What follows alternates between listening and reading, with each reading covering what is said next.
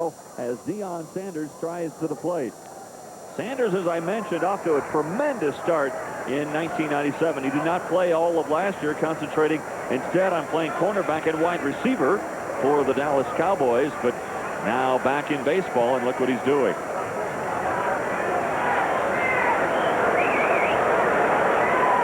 Sanders has a hit in each of the first 6 games for the Reds, who are 3-3, by the way.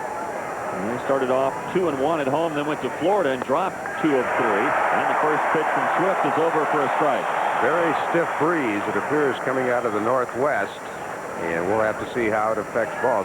Usually the low line drives are not affected. Sometimes high fly balls to left field get hung up. That might help Bill Swift just a little bit. This one ripped into center field. McCracken coming in and makes the catch at the knees. 2 pitches, 1 gone. Now, one of the things the Rockies did in Montreal was keep Grzelcyk and Lansing off base. They were combined 5 for 23. And if you keep Deion Sanders off base, you go a long ways towards winning a ball game. Nice running catch by Quinton. That ball kind of knuckled out there. When you hit it square on the nose, it'll tend to do that. Now Willie Green, the batter. That 1 home run came in the opener. The first pitch he saw from Kevin Ritz. That was following a double by Deion Sanders, so the Reds got kick-started in a mighty way against Kevin Ritz. But then, of course, as you know, Ritz rebounded with a strong performance yesterday against the Expos in Montreal. 1-1 the count to Willie Green. The Rockies on a 4-game winning streak.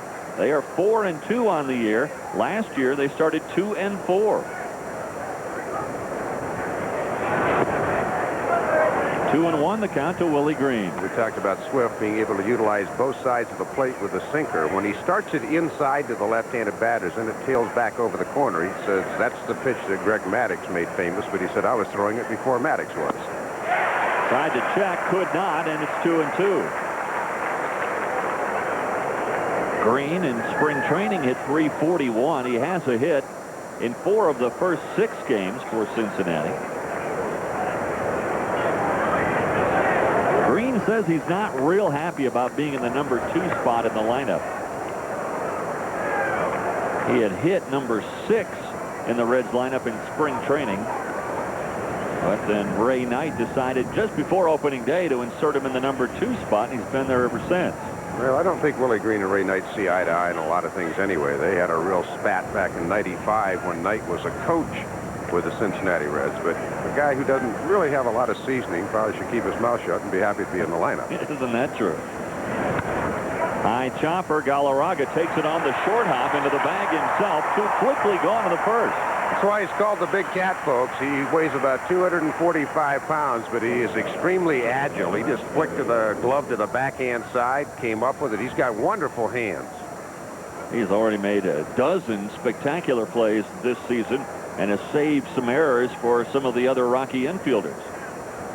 That's not as easy as he made it look. No. So 2 gone for Barry Larkin. There is a lot of concern about Barry Larkin. He came out of yesterday's game in Florida. That heel flared up on him again, and the first pitch over for a strike. They're saying now if Larkin has to come out of the game, they might just put him on the disabled list. They do not want that heel and that tendon down there to rupture. They don't want to lose Larkin for a long period of time. They wouldn't mind a couple of weeks, but they want him to get healthy. Well, Barry Larkin and I have 2 things in common. We both played shortstop at the University of Michigan, and we both had bad Achilles. And trust me, from experience, you don't want to rupture it. I did. If you get too many cortisone shots in that Achilles tendon, it's going to make it very brittle and more prone. So they're very concerned about it right now. Just inside, and the pitch goes to 3-1 on Larkin. Angel Hernandez has a very tight strike zone early on. Yes, he does. A little flare. Galarraga will not catch up with that one. It falls in foul territory, and the count runs full. Larkin this year, he's been walked a lot already. It seems like people are pitching around him. He has 8 bases on balls. Well, he also has a good eye, and his on-base percentage is usually in the top 10 in the National League. But Reggie Sanders in the on-deck circle has had a good start, 10 RBI. So you might want to take your chances with Larkin right now, hitting 176.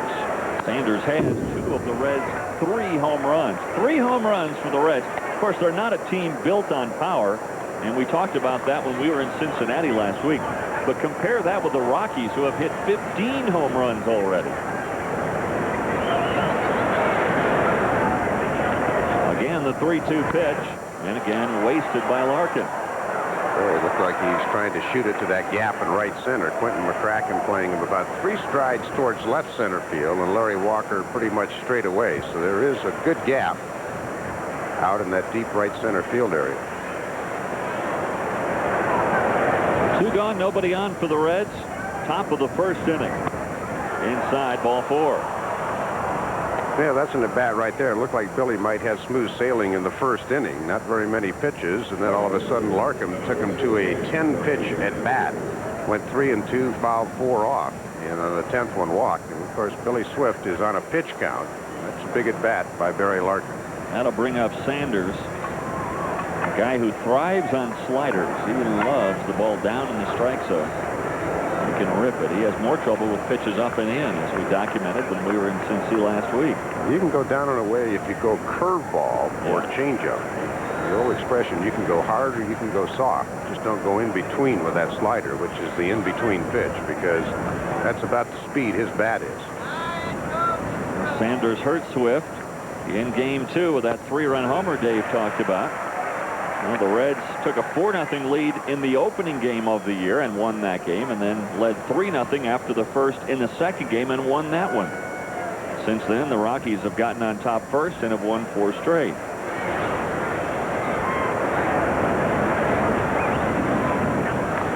True test of how Larkin's ankle is going to probably come if they get 2 strikes on Reggie Sanders. With Sanders swinging the bat pretty well, Barry would probably give him 2 strikes before running. Ray Knight had said before today's game that everything was going to be predicated on how Barry Larkin ran in warm-ups, and they said if he could not run well, not only would he not play today, they were going to disable him and then bring up a shortstop named Pokey Reese. Reese was with the ball club on opening day and then sent back down to the minor leagues when the Reds acquired Ozzie Timmons.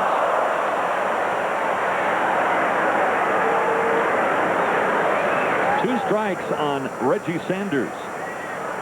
It has been the Sanders show, hasn't it, for Cincinnati so far this year. DEION hitting .444, Reggie hitting .346 with those 10 runs batted in. Well, one of the reasons the Reds were optimistic this year was the same reason the Rockies were. One of their best players, Larry Walker and Sanders, were out. Got him looking. Good morning, good afternoon, good night. Bill Swift with a good first inning. And the Rockies are coming to bat for the first time in 97 at Coors Field. Andres Galarraga hits cleanup, followed by Bichette. Vinny Castilla has home runs in his last 2 games, so he's swinging the hot bat as well. Reed behind the plate, Bates at short, Swift on the mound. Tell us more about Burba. Big guy, 6'5", 240 pounds. You see his line in the opener against the Rockies last year.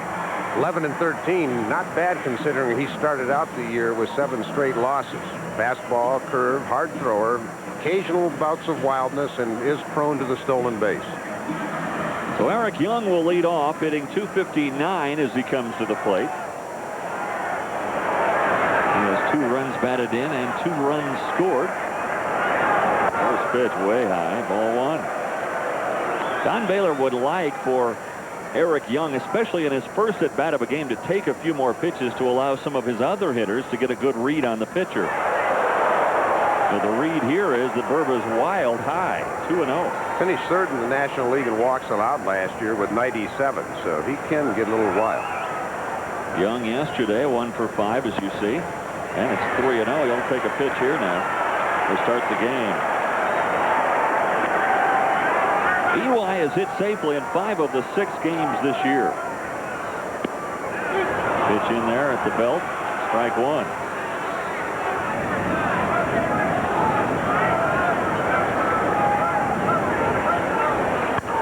Line drive, base hit.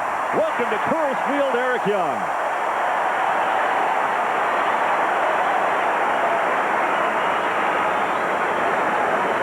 The defense for the Reds in that outfield brought to you by Coca-Cola, Sierra, Sanders, and Sanders. DEION at center, Reggie in right. The infield features Larkin and Boone, one of the best double play combinations in baseball today. Green and Morris on the corners, and the battery of Taubensee and Burba.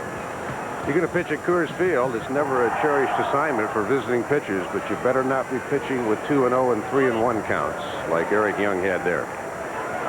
Quentin McCracken steps up, and you saw his average at 364.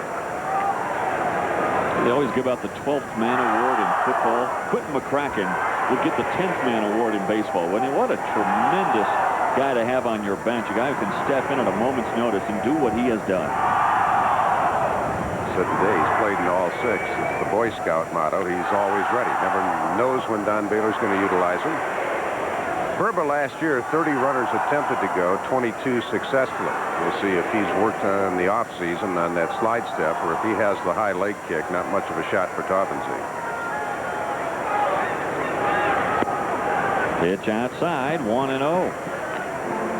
Well, last year, you know, the success for the Rockies at home, and this is a good reason why. Young, who starts off with a single here today, hit .412, Burks .390, and Mo Vaughn at home at Fenway Park. It's always been known as a hitter's ballpark at .380. Reggie Jefferson, also the Red Sox, hit .379. Again, squaring to bunt, pulling it back, taking a strike is McCracken. It's 1-1. One of the things those two hitters have in common for Boston, they're both left-handed batters, but they both have an inside-out type swing, and they utilize that left field wall. Kind of like Wally Moon did for the old Los Angeles Dodgers in the Coliseum, the Moon shot. There's a few guys that have utilized that left field wall in Fenway. Wade Boggs used to pepper it pretty good with doubles.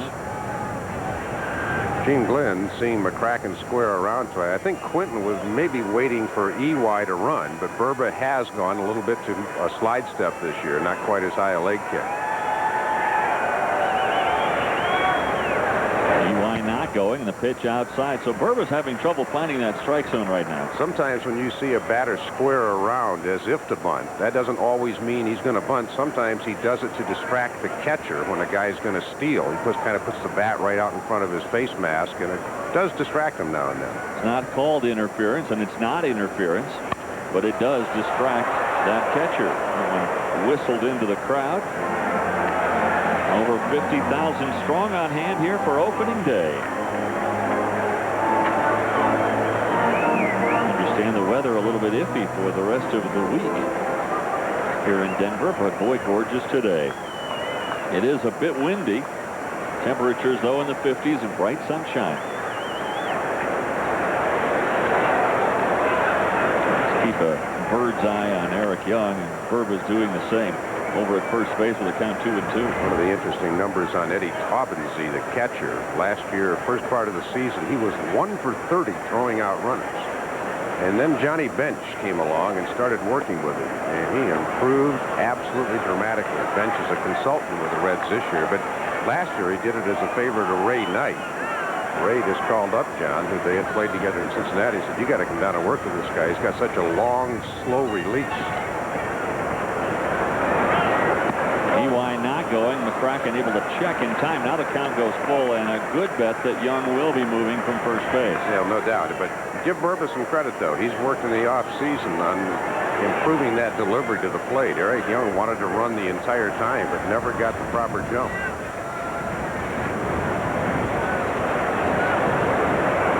There goes Young, and the ball is lifted into left field. Plenty of time for Ruben Sierra. He comes in to make the play. You could see the wind bothering that ball. Well, again, though, any ball hit high, and that was fairly high towards left field, it looks like it's going to get beaten back towards the infield. Speaking of balls and wind and everything else, how about this in Milwaukee, where Acting Commissioner Bud Selig makes his living? Texas has pulled their team from the field after they gave away baseballs in Milwaukee. Fans started throwing them on the field. Texas wants to play the game in protest. Right now there's a delay in Milwaukee. It's 4-1 in favor of the Brewers. Larry Walker hits it into the gap. That one is going to plug the gap. Here comes EY racing around third. They're going to send him. There goes Walker heading for third base. He's in with a triple. He's amazing. What a start for Walk. One thing I think I mentioned to you, but I did to a couple of people on the plane last night, was I would love to see Larry Walker hit a couple of balls to left center, because those 3 home runs he hit on Saturday were all to right field, and sometimes he gets a little pull happy. Not there. He drove that beautifully up the alley in left center field. He is on fire. So a triple for Walker. Young scores easily from first base. The Rockies are on the board, leading it 1-0. And now the infield comes in with Galarraga at the plate. Well, Larry always told us he likes everything in threes, and he's standing at third. Well, he wears number 33. Came out of the game the other day after hitting 3 home runs. Look what he's done there. That was after an 0 for 4 opener. Since then, he's been untouchable. Big swing, no contact by Galarraga, and it's 1-1. Burba's basic pitching pattern, he likes to try to crowd the hitters, especially the right-handed batters with fastballs, then go away with a curve like he did there. And when you're just a little bit wild, that hitter doesn't really feel comfortable at the plate. Galarraga had a hit in each of the 3 games in Montreal. Check swing, and if it stays fair, Walker definitely would have scored, but it goes foul. Larry got a good read on that. He's pretty much on his own. Gene Glenn is, he knows that Larry has great instincts for the game. Now, if you have a bad base runner at third base, sometimes you say you got to make the ball go through with the infield playing in. But Glenn trusts the instincts of Walker, and Larry read that check swing very well.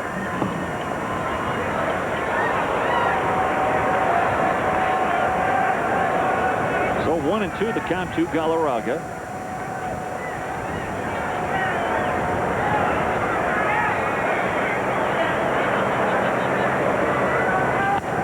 Too high, 2-2. Burba started this inning by falling behind Eric Young, and Young slapped a single to center field. McCracken battled him and then flied to left. Walker greeted Burba with a triple to the left center field alley. Way high. Trying to put a little extra mustard on that one, and the count goes full to Galarraga. With Bichette on deck, he'd be followed by Castilla. One thing on Burba, you don't have to run up on him. He's throwing the ball hard right now, but again, a little bit wild.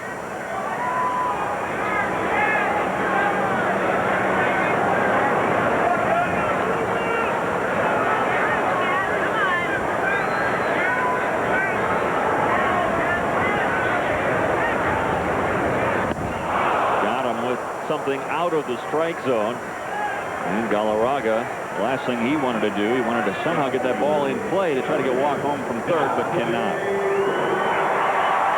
Toughest pitch in baseball to lay off. It's a high fastball, about 93, 94 miles an hour or quicker. You don't get long to look at it. It looks a little bit fat, but it is tough to catch up on. That'll bring up Dante Bichette. Good road trip, wouldn't you say? 353, a home run, 5 ribbies. Well, everybody knows about the 7 home run explosion on Saturday, but in some of the other wins, the Rockies really did a good job of getting clutch 2-out hits. See if they can get one here. Good pitch there by Burba. We have a new feature here at Coors Field this year, one of a couple of new features. In addition to Gibbs Geyser out in center field, there's also a speed of the pitch. So fans can kind of gauge for themselves how fast each pitch is coming in. That last one, the breaking ball, was 81 miles per hour. The 0-1 pitch. Good block at the plate by Taubensee to keep Walker from scoring. Like Burba tried to throw a changeup or a split and held on to it way too long, and Eddie Taubensee, wearing that hockey-type catcher's mask, made a good block. Watch the technique. Just tried to smother it with his whole body. That mask, you just say good save. Big save. Had the 5-hole covered, too. 1-2 now to Bichette. By the way, they have resumed in Milwaukee after a 10-minute delay. Umpires have warned the fans that if any more objects are thrown on the field, the Brewers will be forced to forfeit that game. The 1-2 pitch. That one heading for the seats, I believe. Yes, in foul territory. Now Morris came over to take a look. So Bichette stays alive, 1-2. 1-0 in favor of the Rockies. We're in the first. I think the other thing that may be helping with this wind coming in from left center field isn't hurting the pitcher's velocity at all either. Giving him a little bit more speed on the fastball. Bichette, who we talked about on the recent road trip, next to flatten his swing out, cut down the swing with 2 strikes. Let's see what he does here. He lays off that breaking ball. Taubensee again doing a good job blocking it, and the count evens up at 2-2. I'm just wondering if that one got Angel Hernandez, the umpire. Otherwise, it might have gone to the screen, but the umpire tries to get out of the way, but the ball's going to nick him once in a while. Well, let's hope one of your keys, Dave, was who scores first, and the Rockies are on the board. Let's see if that remains true this year.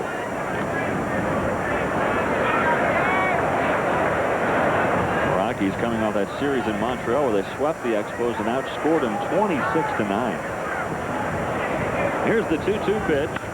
Drilled into right center field. Going back, both Sanders. Neither one will get there. Bichette on first, heading for second with a stand-up RBI double. Walk scores to make it 2-0 in favor of the Rockies. Dante with that spread-out stance. Burba got a breaking ball up to him, and he just hacked it into right center field. Another key 2-out hit for the Rockies. See Dante, very short stride. He just wants to be short and quick, especially when he gets behind in the count. And Reggie Sanders has to play it off the fence. That brings up Vinny Castilla.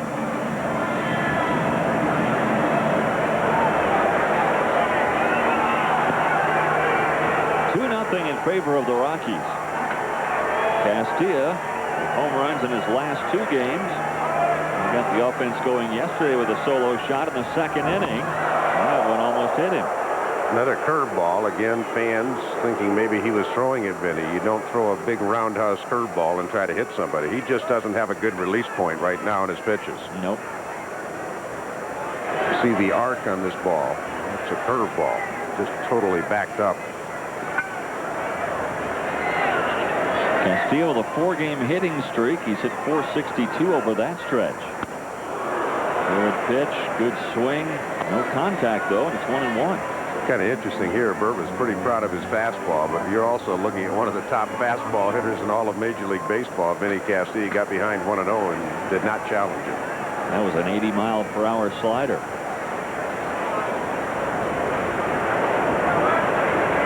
I wouldn't want to be the person in charge on that sign of deciding what pitch is thrown. That's a very difficult thing to do. It'd be real smart to say fastball and off speed. Yes.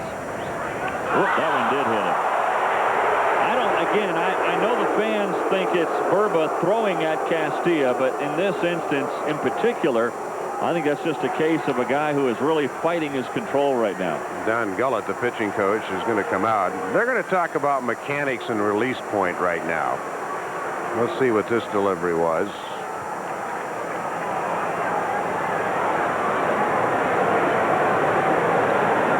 Vinny spots right away, and it kind of hits him up on the tricep area, it looks like. Can't tell. I mean, no, if it's elbow or tricep. No, I was just looking at the pitch. I still don't think it was a fastball. It had some kind of an arc on it. It's up on the tricep, so that's the good news. You get it in the muscle area, it hurts a little while, but not like right on bone on bone. By the way, message delivered yesterday, and it was not intended for our friends at SportsCenter, Keith and Dan. I'm sorry, guys, if you were offended by the comments.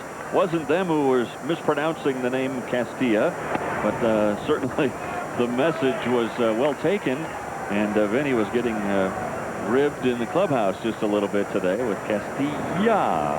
But I think the point was taken and point made, and we appreciate their efforts in spreading the word that it's Vinny Castilla. Jeff Reed had a couple of key 2-out hits in yesterday's game, hitting .313. Reed went 5 for 14 in that 3-game set at Montreal. Well, he had a big hit yesterday, 2 RBIs, threw out a runner. Manwaring was scheduled today, but again, that arm is bothering him some. Say the Reds pitchers all of a sudden can't find home plate. John Smiley, one of the best control artists in baseball, walked 8 yesterday, and it really cost the Reds as they lost 3-2 to the Marlins. Very uncharacteristic of Smiley, too. Yeah. Burba, we mentioned, 3rd in the league in walks last year, more prone to the base on balls. 2-0 the count to Reed. He rips this one into deep right field. Back goes Sanders, and this one is gone!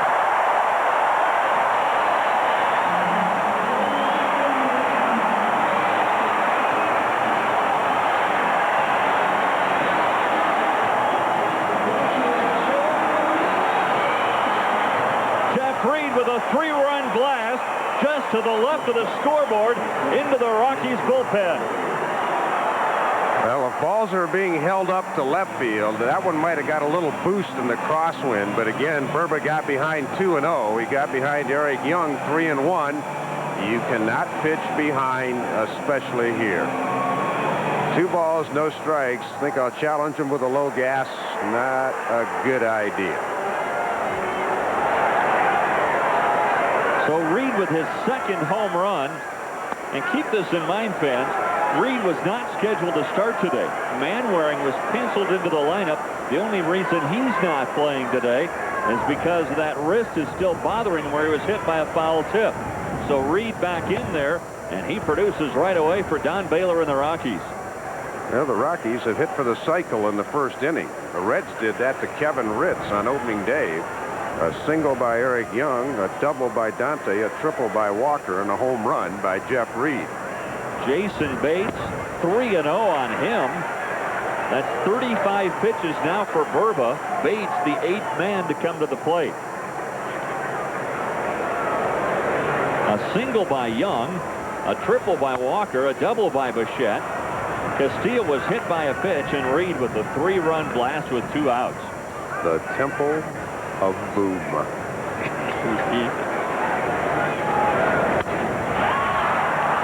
Drive right to the second baseman, Boone, who makes the play. But they're on their feet at Coors Field, and they should be. Reed and the Rockies have a 5-0 lead after 1. Wow. Big hit with fans everywhere, because it won't fill you up and never let you down, so make it a Bud Light. Now, Bill Swift has got to feel great right now after shutting down the Reds, walking Larkin in the 1st, but retiring both Sanders and Willie Green, and now a 5-0 lead. Swift said, well, I know one thing about this start as compared to the Coors Field debut. It will not be as cold today as it was that day. He gave up a grand slam home run. That's the game the Rockies won dramatically in the 14th inning on Dante Bichette's home run. Here's Hal Morris to lead off for the Reds. He looks at the strike. In the first game, Swift threw 98 pitches. Hit 19 in the 1st inning, so he needs to get a little more efficient than that. That bat by Barry Larkin was 10 of those pitches. Quickly 2 strikes on Hal Morris. We'll see how Swift goes to work here. We talk about Billy, a veteran pitcher, has maybe a little better idea than some of the young Rocky pitchers when they get ahead 0-2. He doesn't mess around generally. You can go 2-2, 3-2. Fly ball lifted into center field. McCracken going back, not coming back in. The wind held that one up. And McCracken records the 1st down on 3 pitches to Morris. Morris, who started the year 5 for 11, now just 1 for his last 13. That'll bring up Ruben Sierra. Sierra's season has hit the skids as well. He started with a 4-game hitting streak, but 0 for his last 9. Certainly had to be impressed, though, pitch efficiency-wise, with the effort of Roger Bailey up in Montreal. He had 70 pitches through 7 innings. Struggled a bit in the 8th. The Rockies had that huge lead. He ended up with 94 for 8 innings. That's tremendous. That's Greg Maddox territory. Yeah. Well, the combination the last 4 games, Dave, for the Rockies, pitching and hitting, along with their defense, really been terrific. That generally wins games. Yeah, it does. Hit 7 home runs, get good pitching, and play pretty good defense. You're going to win a few ball games. I guess so. Well, we have our AutoZone keys to the game. I mean, theoretically, folks, every day we could put pitching, hitting, and defense, but we try to get a little creative here. How about that Larry Sanders today? What were you thinking? Man.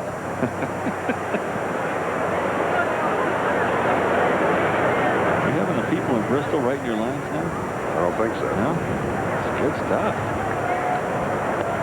Sierra caught looking.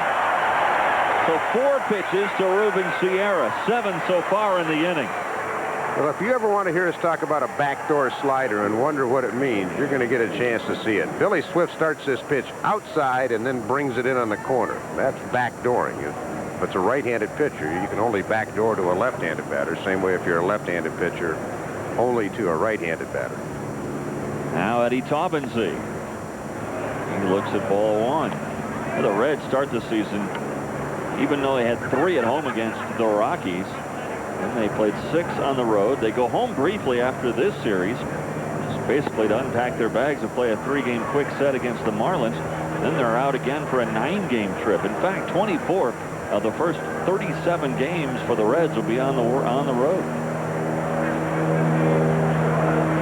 Taubensee ahead in the count, 2-0. Hits this one on the ground. Bates has got it and throws out Taubensee. A quick 1-2-3 inning. Key Field. Actually, take it back. They had the 2nd worst record in the major leagues, but the worst in the American League in spring training. The Cubs were 3-22 in spring training, and they won the National League East that year. That's right. Played your Padres. You were with San Diego at that time. And San Diego looked dead in the playoffs and then came back to life. And died again against the Tigers in the World Series. The Tigers had a far superior pitching staff. At least starters, anyway. Yeah, they did. Padres had a good bullpen, but not too much in that rotation. 3-2 pitch to Swift. Lifts a high pop fly. Twisting foul, and this one into the crowd. Well, the wind definitely took that one. That was kind of hovering above the line. Fair or foul, and then all of a sudden it got up in a gust. A lot of purple in the stands today. It's good to see.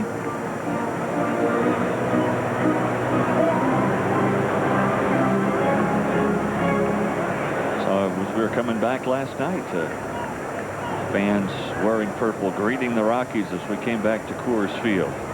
Inside, and a leadoff walk to Bill Swift. And again, Burba, just his release point is way off target. You talked about the guys for the Reds having trouble locating home plate. Some of them are having trouble locating the mound themselves. Jeff Brantley now on the disabled list, their closer. And Pete Shurik, who was scheduled to start in this series, he has been scratched. Shurik coming off the elbow surgery. He started against the Rockies in the game that Mark Thompson pitched so well. They don't want him to pitch in cold weather for a while. It probably figures on Wednesday and Thursday, at least the forecast doesn't show it getting much over 50. So they're going to kind of take the cautious route with Pete Shurik. Mentioned the purple in the seats. We'll get a look at it. Charlie Monfort, one of the owners of the Rockies. Look at that purple jacket. He had a great line this morning, too. What was it? He said, if I go up and sit in that row of purple seats, I'll be invisible. I'll just blend right into the seat. It's his camouflage jacket. We saw Charlie at about 7 a.m. this morning as we were all here for a group photo. That kind of brightened our day. At least it got the eyes open. It sure did. It's cold out there in the stands. This one lifted into center field, twisting back towards Deion Sanders, and he makes the play.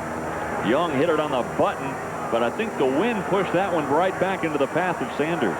It's kind of the way I saw it, too. It looked like it might be heading towards that gap, and then boom. So Swift retreats to first base. He's there with 1 out for Quentin McCracken. 5-0 in case you just joined us. The Rockies exploded in the first inning. A triple by Walker to score Eric Young. A double by Bichette to score walk. Castillo was hit by a pitch.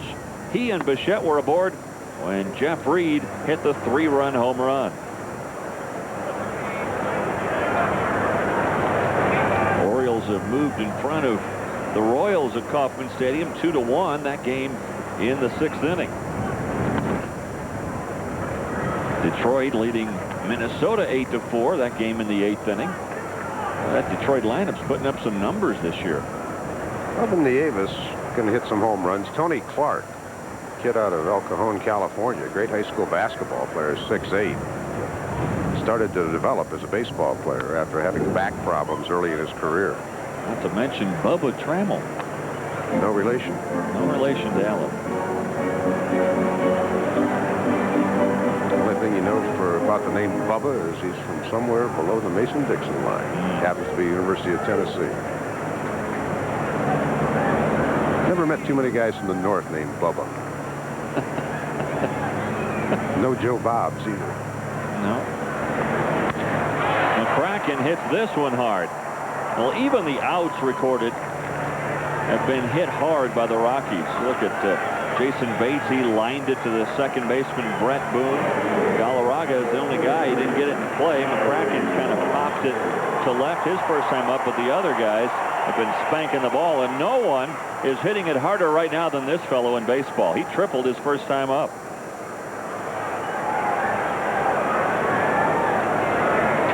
Walk just 1 for 4 yesterday. Slump. He took the day off, didn't he? That one hit, though, that single he hit was about as hard as you can hit a ball. He said the home run he hit to center field on Friday in Montreal was the hardest hit ball that he had ever hit.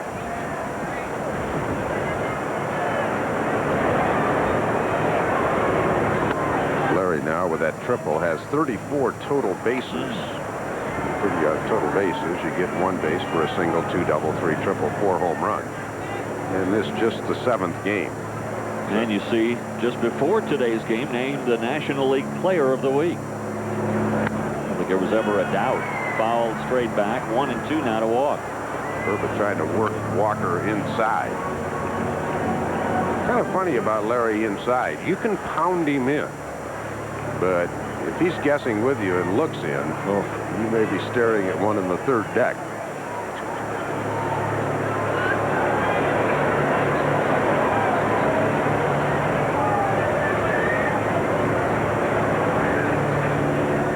The 1-2 pitch. Ooh, that hurt. Fouled right off that front foot.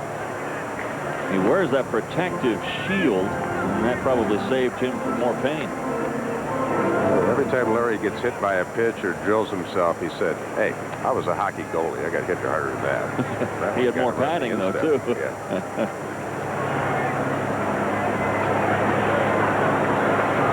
I don't know who finished second in the National League Player of the Week balloting, but couldn't have been close. Walker with 6 home runs in 6 games, on pace to hit 162 this year. Outside. 2 and 2 now, the count to walk. You see Junior, Ken Griffey Jr. got his 5th yesterday. Yes. So he's trying to keep pace in the major leagues. What's the record for home runs in the month of April? 11? I believe it is. Yeah. That's 3 got guys a chance, did it last year. A chance to fall because we start a lot earlier in April now. This one hit hard, but foul. Even his foul balls are impressive. I think it was, I'm trying to think, Willie Stargell, Greg Nettles were 2 of the guys that used to hold that record of 11 homers, and maybe Mike Schmidt. But usually baseball used to start around April 7th, 8th, somewhere in there. But by starting on April 1st, that record probably is going to fall. Especially with the hot starts by Walker and Griffey. The 2-2 pitch, up too high, 3 and 2. Swift will be running, if not gingerly, from first. He still has a slight problem with that groin pull that he suffered in spring training, so he won't be running hard. He just wants to get in motion. Walker hoping that he can put him into a trot. Ball 4. As Swift moves to second. Galarraga guy, so strong he can hit it through any wind. Hurricane breezes to left field if he wants to. He gets a hold of one. There isn't a wind around that's going to stop the ball. Well, I'm sure the advanced scouts of the Reds said when they watched the Rockies have that explosion in Montreal, you better start crowding. Because if they get their arms extended, they can do some big-time damage. Burb has pounded Galarraga inside twice now. You saw how many times he tried to come in on Walker. Walker Swift at second, 2 outs in the second, 5-0 in favor of the Rockies.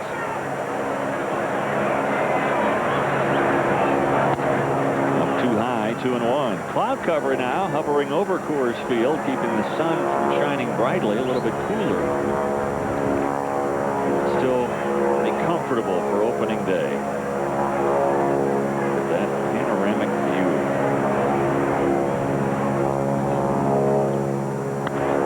Galarraga, pitch again that was elevated, maybe a little bit out of the strike zone, looks enticing, and got a piece of that one and fouled it off to even the count at 2-2. Somewhere in his favorite land, the sun is shining bright.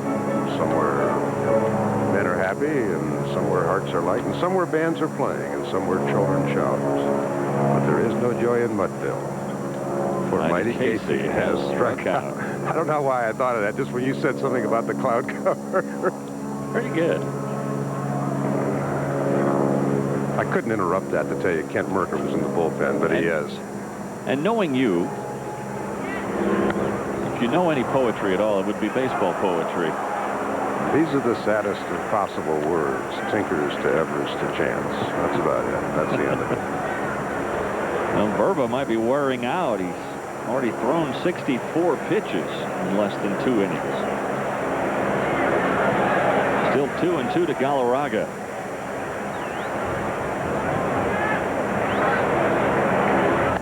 Got him again on that high cheese. So Galarraga strikes out for the second time in the game. The Rockies strand 2. We head to the third. Still 5-0 in favor of Colorado. Glad to see Larry Walker hit again. I let you take the day off school. Well, it's Brett Boone to face Bill Swift, and he looks at strike 1. Boone, the 143 average, signed a new contract in spring training. It was after an offseason in which the Reds tried desperately to deal him.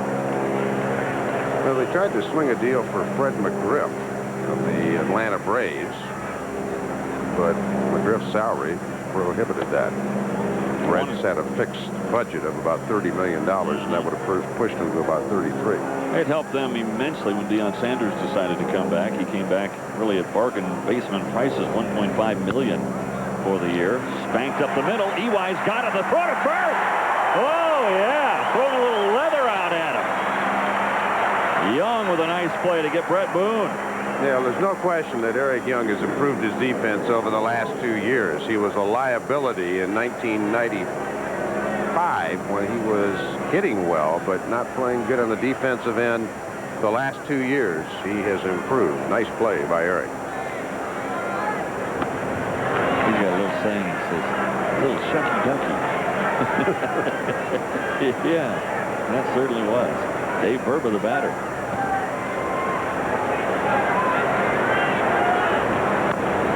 Fouled off quickly, 2 strikes on Burba. I think it's been either 0-2 or 1-2 ever since that walk to Larkin.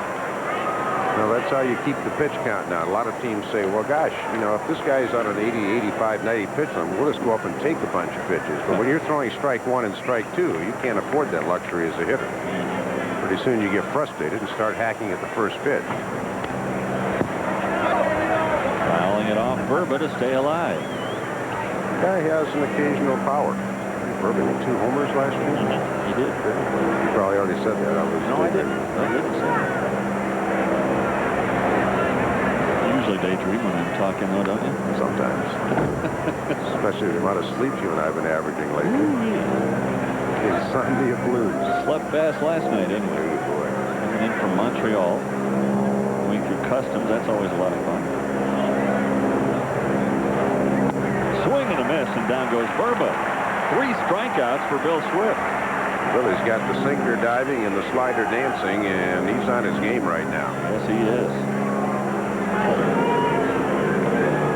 Now Deion Sanders.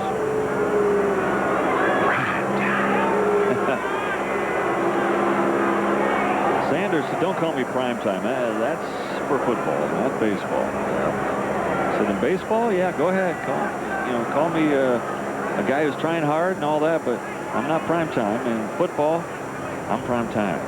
And he's one of the best cornerbacks in the history of the NFL. I know he gets knocked for not maybe being the best tackler, but how many teams throw to the other side of the football field when Deion Sanders is guarding someone. And again, 2 strikes. The count on Deion Sanders. He lined the ball to center field. A nice catch by McCracken to start things off. Deion slow him down a little bit. Deion just banged one down off his tootsie. Don't lose those wheels, Deion. Oh, that's his main tool. Deion, by the way, wearing his socks high, pant legs at the knees. That's in honor of the Negro Leagues. This being the 50th anniversary of Jackie Robinson breaking that color barrier. Baltimore now leads 3-1 on the strength of Brady Anderson's first home run. They're leading the Royals in Kansas City. Here comes the 1-2 pitch. Soft fly ball, shallow right center field. Walker shading his eyes from the sun. And it must be a pretty tricky sun. He makes the catch. And down go the Reds in order for the second consecutive inning. To the bottom of the third we go. Still 5-0 Rockies. 97 with a double to score Larry Walker.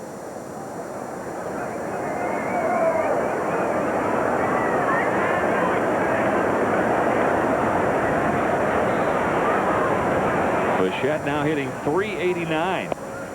Down too low, a ball and a strike.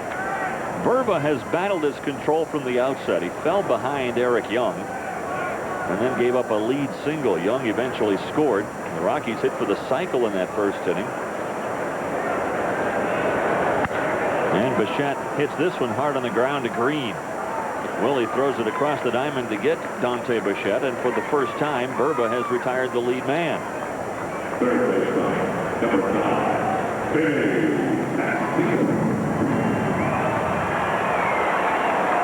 Castillo was hit by a pitch in the first inning and was aboard when Jeff Reed hit his second home run of the year, a 3-run shot.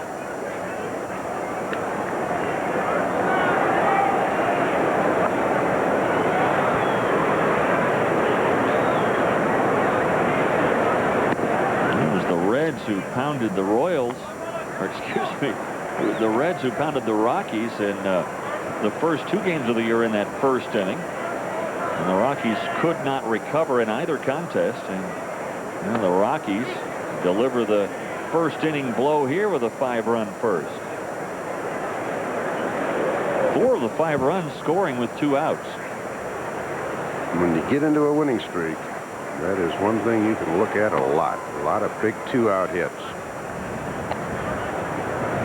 This is the guy that had the big 2-out hit. He did it yesterday in Montreal as well. They're calling Kurt Manwaring Wally Pipp pretty soon. Of course, most fans, or the ones who follow baseball a lot, know that Wally Pipp had a headache one day, and a guy named Lou Gehrig came in to replace him. And 2,130 games later, Wally was still trying to crack the lineup. Yep.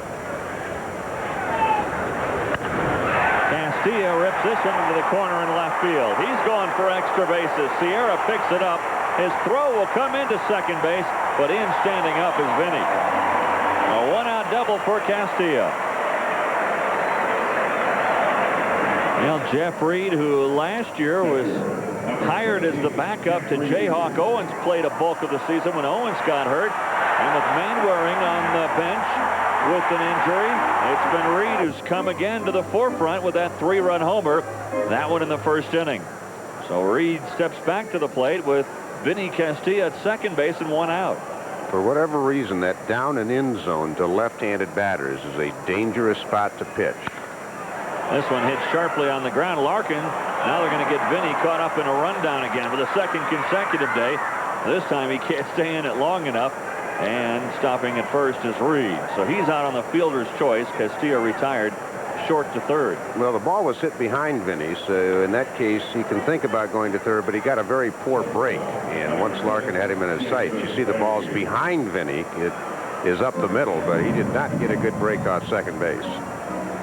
Willie Green runs him right back. Good job in the rundown by the Reds. Larkin gave it to Green. Green held the ball up, and when he saw that he could catch Vinny himself, and you see Vinny talking to himself, he knows he made a base running mistake. And now Jason Bates, the batter.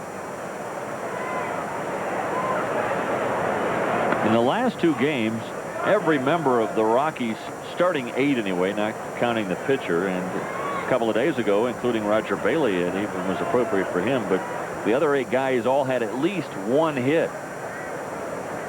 In this game, Young has a hit, Walker has a hit, Bichette has a hit, Castilla, Reed, and now Jason Bates. And you know Vinny's talking to himself a little more in the dugout right now. Other side of the coin, it's possible if Vinny had admitted second, they might have walked Jason Bates to get to Billy Swift. The operative word is might, because Billy's a pretty good hitter. Swift walked his first time up.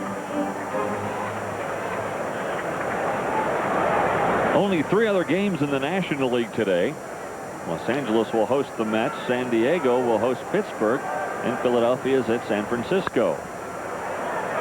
So those other 3 teams in the National League Western Division that are in there with the Rockies still staying at home for their 3rd consecutive series.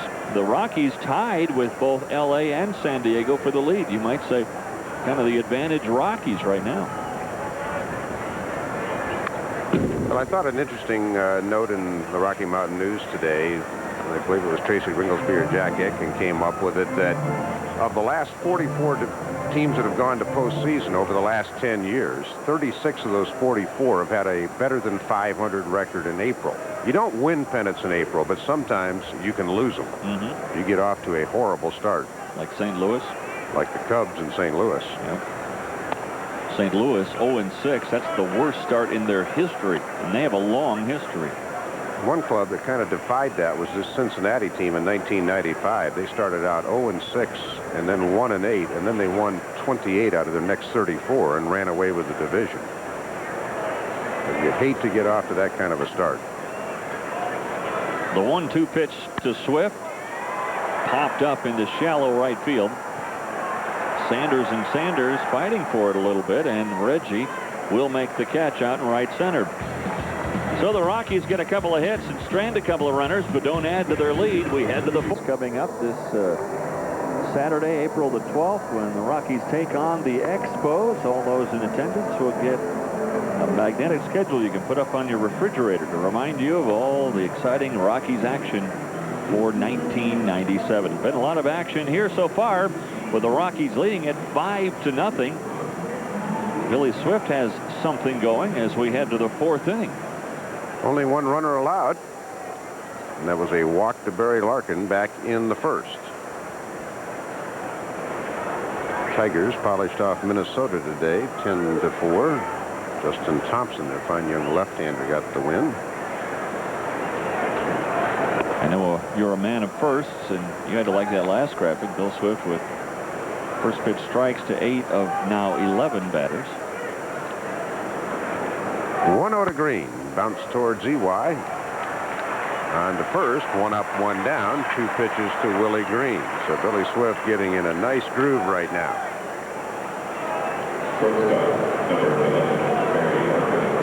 Larkin limping as he comes to that batter's box. He does not look 100%. The Reds have to be concerned about that. Your star player Barry Larkin hurt. Not to mention your closer Jeff Brantley. Well, he is the heart and soul of the Reds. Make no mistake about it. He's a great all-around player, Barry Larkin.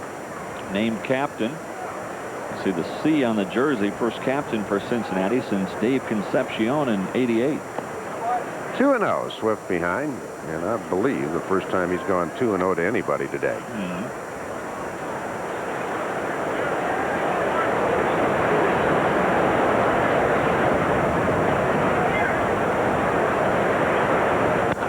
High fly ball to left. The wind should keep that up easily as he got jammed, and Dante has it for out number 2.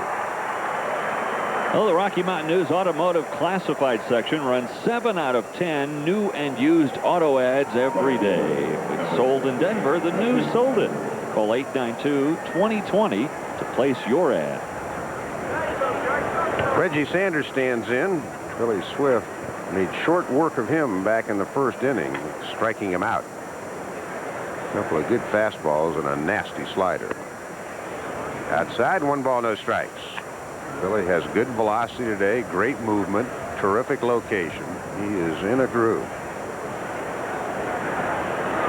The thing I liked about Billy is Sanders swings and misses. I mean, all of us are saying, we just want to see Billy Swift get back. Billy Swift said, I want to be in Cleveland this year at the All-Star game. I like that. I do too. You know he's feeling good if he's talking All-Star game. Frank Funk, Jackie Moore saying, boy, you're a good pitching coach lately. Sanders, high fly ball. Walker tracking. Larry scuffling, and you don't see that very often, but a great athlete he is. He still makes the catch. 3 up, 3 down. Billy Swift is not allowed a hit through 4.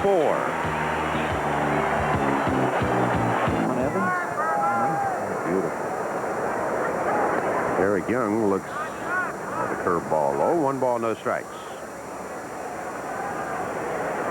Eric has singled and lined to center. He's hit it right on the button twice today. He scored the Rockies' first run. Curve high, Burb behind 2-0. You joined us late, you missed the fireworks. Larry Walker tripled in a run, Dante doubled in a run, and Jeff Reed hit a 3-run homer. 3-0 to EY. Burb has walked a pair. He's hit a batter, and he's been consistently behind in the count today. And on 4 wide ones, the Rockies get their leadoff man on for the 3rd time in 4 innings.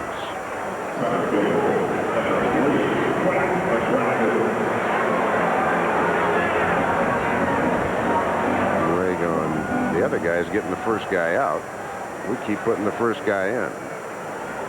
Ray, who worked as an analyst at ESPN on Sunday nights, he knows that leadoff men getting on is not good. You gonna go manage someday? I did. I know, but I mean, in the big leagues. No. Larry Dierker, Gary Coleman, your former partner in San Diego, Ray Knight. I've got a stock line for that. I have enough trouble managing myself, let alone 25 other people. 25 other millionaires. Not other millionaires. Yeah, other. No, wrong. I said it right. Yeah, you're dreaming.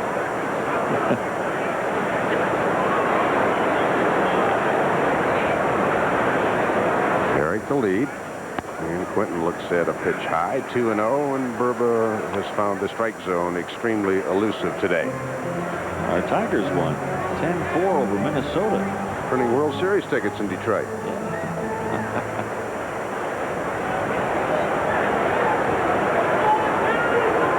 They'd just be happy to sell regular tickets. EY got a good jump. Taubensee, no shot. Well, Eric's been measuring Burba all day long and finally got the running jump he wanted, his 3rd stolen base of the year, and not close. Taubensee had no chance whatsoever. Look at this jump. Boom, he's gone. Burba still got the ball, probably releasing it about now. Look at Quinton. Quinciencio, number 2 hitter. 2-0 pitch. He sees the jump out of the corner of his eye. He's just going to take it all the way. That's a skill, isn't it, to be able to do that? Well, the year Lou Brock stole 118 bases, Teddy Sizemore hit behind him. And Ted Sizemore was a guy who was not afraid to hit with 2 strikes on him. And he would take sometimes 3 and 4 pitches for Brock to get the pitch to steal him. Now McCracken wants to pull the ball and get Young over to 3rd. Tough to pull Burba's fastball. Quinton's natural stroke from the left side on a fastball is to go inside out. So unless he gets something off speed, it's going to be pretty tough for Q to pull it.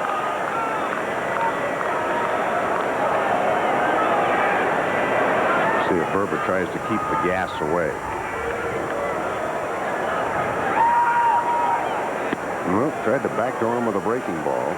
3 and 2. Didn't miss by much.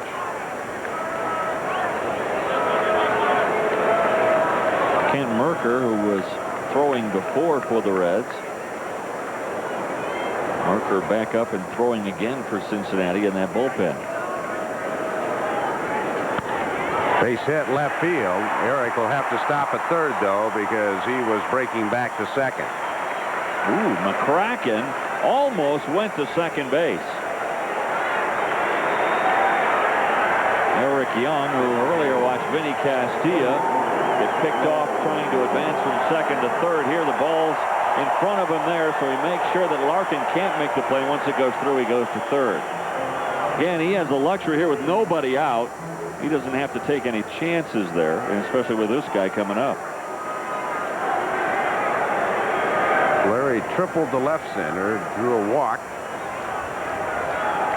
That's in his 12th run of the year. High, popped the shallow left. Long run for Sierra. And he's got it. And Eric Young will have to be held as it was not deep enough. So Walker out on a shallow fly to left field. One down, and Galarraga, who struggled to make contact today, steps in. Not the only one walks missed all year. Might have helped Burba out, chasing one up in the zone. Galarraga struck out twice, Dave, and he'd like to get off the schneid today. He's the only Rocky regular. Does not have a hit in this game. We'll keep an eye on McCracken, too, because Galarraga, not a big speed guy, is a double play candidate. If Quinton gets a jump, he's liable to run here.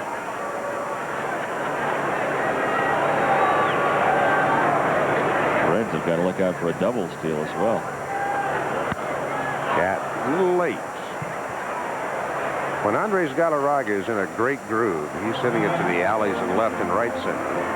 You come out to the ballpark and see him hitting a lot of lazy fouls into the seats off to the right. His timing's not quite there. Each hitter has this little idiosyncrasies that if you watch him enough, you catch up with.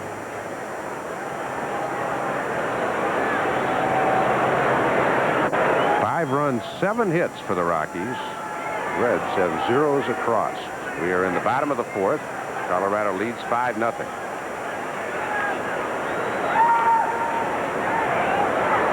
McCracken goes.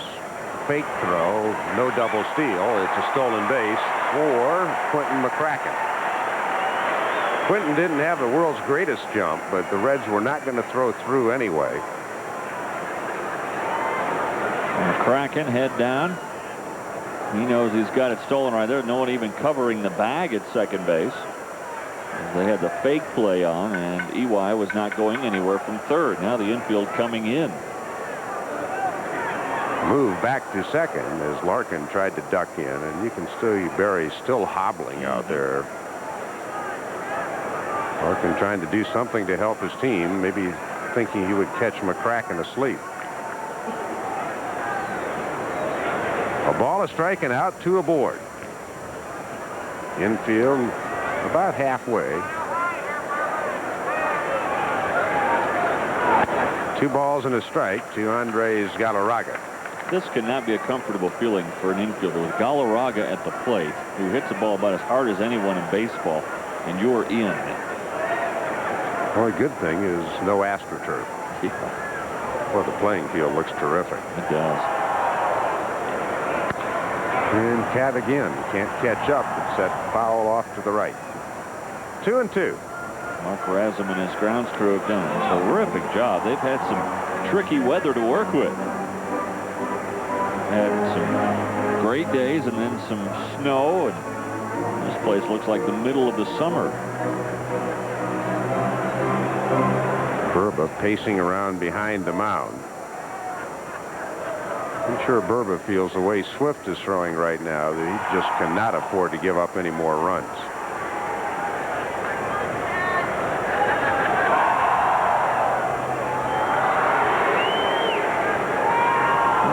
Have tied it up in Kansas City, 3-3 with Baltimore. 3-2 to Galarraga. Burba's been trying to work him up, and up.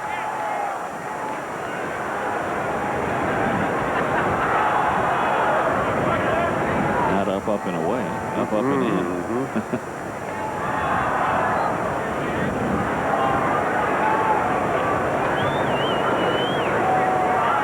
Burba started to come set. Galarraga 413 with men in scoring position last year, second best in the National League, and now Burba and Taubensee just can't get together on a sign. So he had a few RBIs then, didn't he, the Cat? 150. First National Leaguer to do that since 1962. Sure, Burba's maybe saying something about, I want to go after this guy, and Toppins is maybe saying, well, you've got an open base, and he doesn't appear to be seeing the ball very well. We'll bust him up with a high fastball or try to get him to chase a breaking ball. That's theory. The pitcher has to throw it where he wants to, and Burba hasn't done that a lot today. Cat, right center. 2 runs will score, and the Rockies will have a 7-0 lead. Andres heading for second and is in with a double.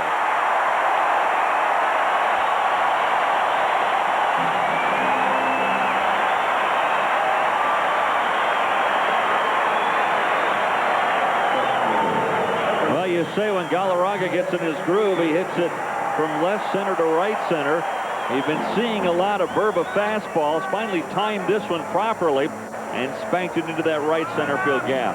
Sanders does a good job to cut it off, but the Cat, who's cat quick, moves to second base with a double. Kind of inside out of that ball. Didn't hit it terribly well, but Burba elevated it for him, and he got the job done. Rockies, a couple of stolen bases in the inning to set up the 2 runs. You know, the only bad news for these Rockies, for the way they have begun this season, that 7-minute mile is going to become a thing of regularity in spring training. Well, Don Baylor feels that conditioning for this club is maybe even more important than any other. It's an older club, so they've got to work at getting their bodies in shape, number 1. And number 2, they want to take advantage of the fact that opponents are coming in here at this mile-high altitude. And they want to be in better shape than their opponents. I've always felt that was key for any of the athletic teams here. The Avalanche, the Nuggets, the Colorado Buffaloes. You have an opportunity to be in just better shape and better used to the climate here than your opposition. Burba's 100th pitch coming up, and we're in the 4th. Bouncing up the middle. Larkin, great play, but won't be able to get it out of his glove. But Barry Larkin saves a run. Galarraga has to stop at third. Dante with an infield hit. Now the Rockies have now banged out 9 hits. Larkin sore heel and all. You can see him limping as he's going after that ball. Still able to flag it. No chance for a throw, though. Galarraga read that one perfectly as it was going up the middle and behind him, so he can move to third base with no fear of Larkin throwing behind him. And then Larkin with the catch up the middle on the ground ball to hold Galarraga at third.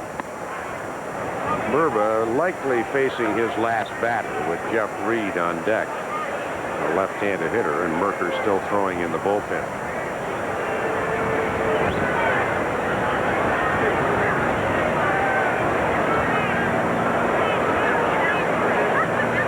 (2-0), and Burba again has been behind so much today. Don Baylor saying that Vinny gets so much advice about hitting the opposite way, so I bet he hears that look to all fields in his sleep. You'll see me in the clubhouse sometime ago, and he'll go look at me and go, I know, right center. Send my mail to the Tijuana jail. A 3-run bomb for Vinny Castilla.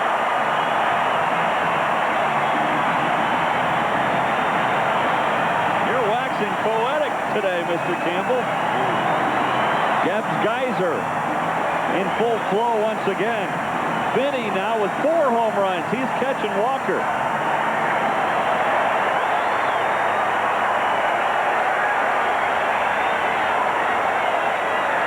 Vinny got it up in the zone and hammered it. The wind tried to beat it down, but it still got in the seats. The location of this pitch right at the belt, and Vinny timed it perfectly. The only doubt was how much effect the wind would have on this ball. When he hit it, I thought it was going to be at least halfway up in the stands, and look at this guy in the front row making the catch. A 10 spot for the Rockies, and we'll have a pitching change. Walked 3, struck out 2. Dave Burba, who had trouble with his control from the very outset, never got a handle on it.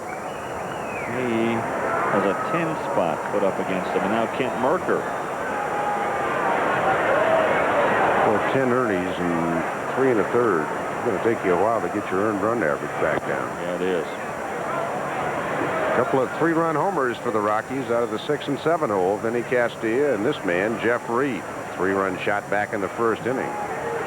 Rockies had 3 6-run innings on the road trip. They have 2 5-run innings in this game.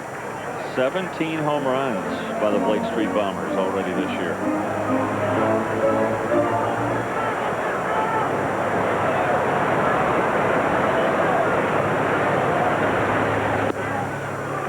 Three and nothing to Reed.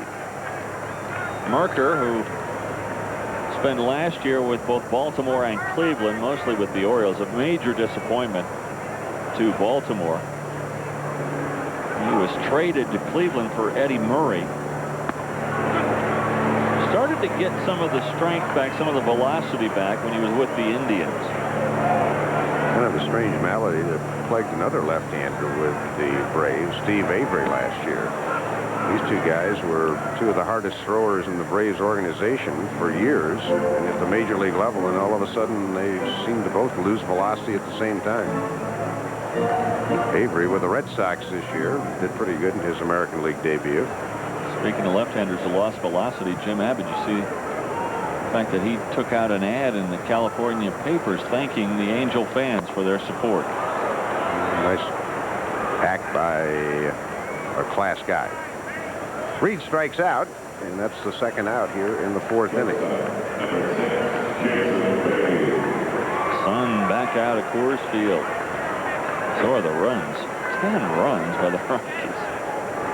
You know, I'm glad that the Rockies put a 15 spot up in Montreal before they came back home, because all we would have heard on the national broadcast is, oh, there they go again, Coors Field. But folks, they have done it both on the road and now here at home this year. No balls and a strike to Jason Bates. They sit up the middle. That'll get Billy Swift up and out of the way. So Jason Bates. Rocky fill-ins have done a pretty darn good job. Jeff Reed filling in for Kurt Manwaring has a 3-run homer. Jason Bates a couple of hits and a line out. And Quentin McCracken a hit and a stolen base this inning, part of the 5-run inning. That bench is definitely going to help you over the course of a year. And with John Vanderwall and Darnell Coles both looking for their first hit of the year, they will contribute as well. Strike to Swift. Billy has walked and flied to right. He's batting for his 3rd time in 4 innings. The number 9 hitter in the lineup.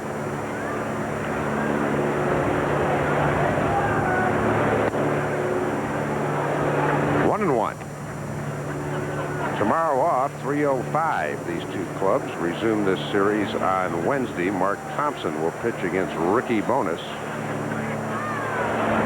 Swifty a base hit to center and a rocket. Jason will hold up at second as DEION gets back in. And base hits are raining all over Coors Field for one team this afternoon. Yeah, everybody's got one, at least one now. 12 hits for the Rockies.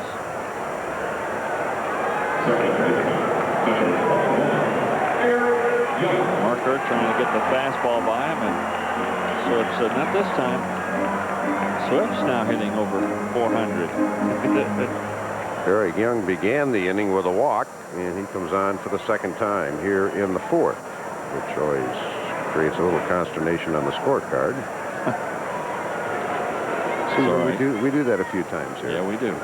We like it a lot better when the team in purple bats around. You know what? I think I did it once in 3 years when I was with the Royals. I do it once a homestand here, it seems. It's all right. Eric takes outside, a ball and no strikes. Young 2 runs scored, a hit, a walk, a stolen base.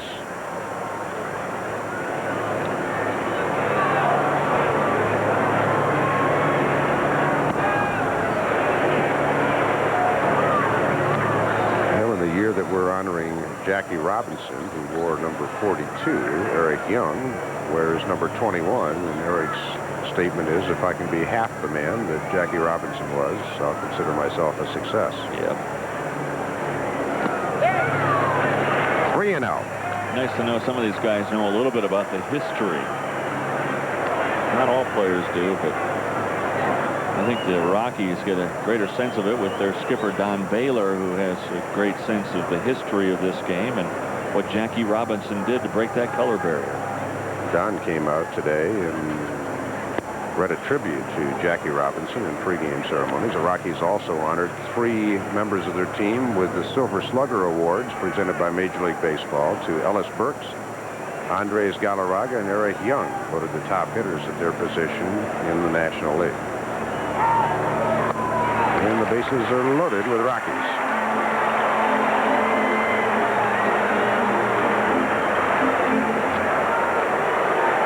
Don Gullett wearing a path between the dugout and the mound. Only thing you worry about in an inning like this, and we talked about it when the Rockies had that explosion up in Montreal, Billy Swift, who's just in a terrific groove, this inning has probably lasted about 20 to 25 minutes. I think kind of interestingly, though, Swift at second base doesn't even have a jacket on a cool day. Yep. I don't think it's as cool on the field as it feels to us here in the booth out of the sunshine. We were standing down on the field for batting practice, and it was very comfortable then. Quentin McCracken turns around and bats right-handed the first time today.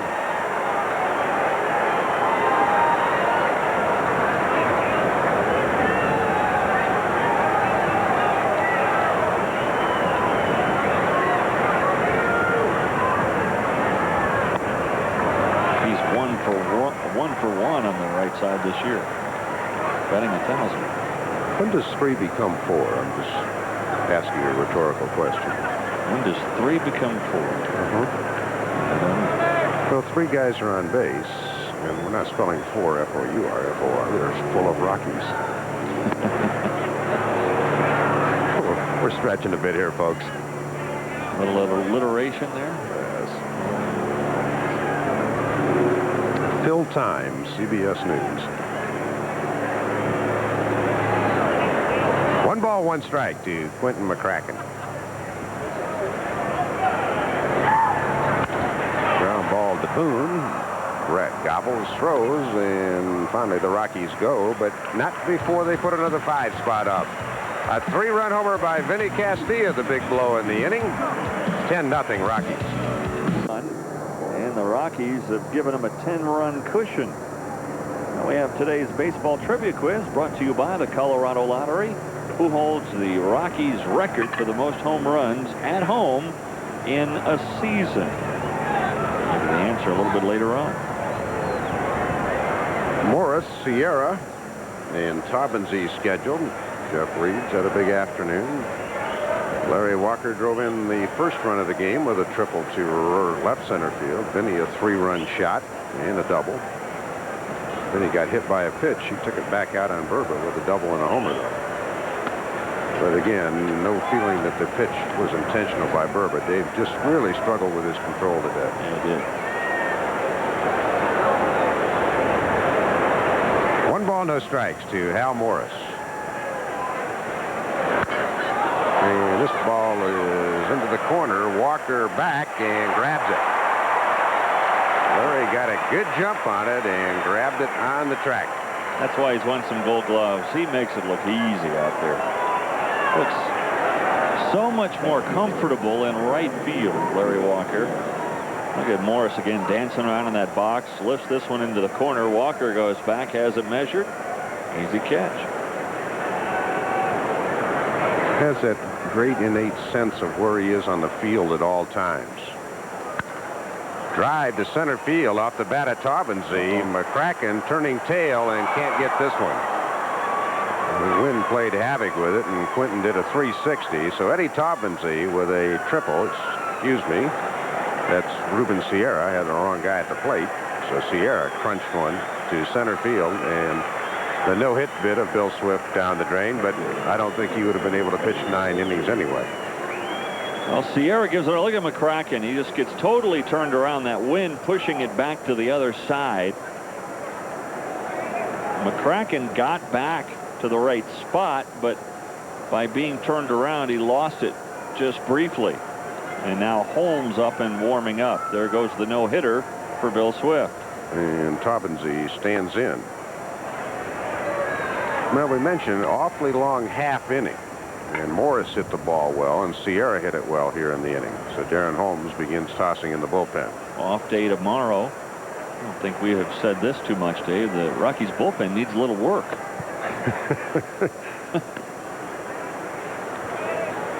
1 ball, 1 strike to Eddie Taubensee. I mean, some of these guys, they're so well rested. They don't know how to act. I mean, you look at a guy like John Burke so far.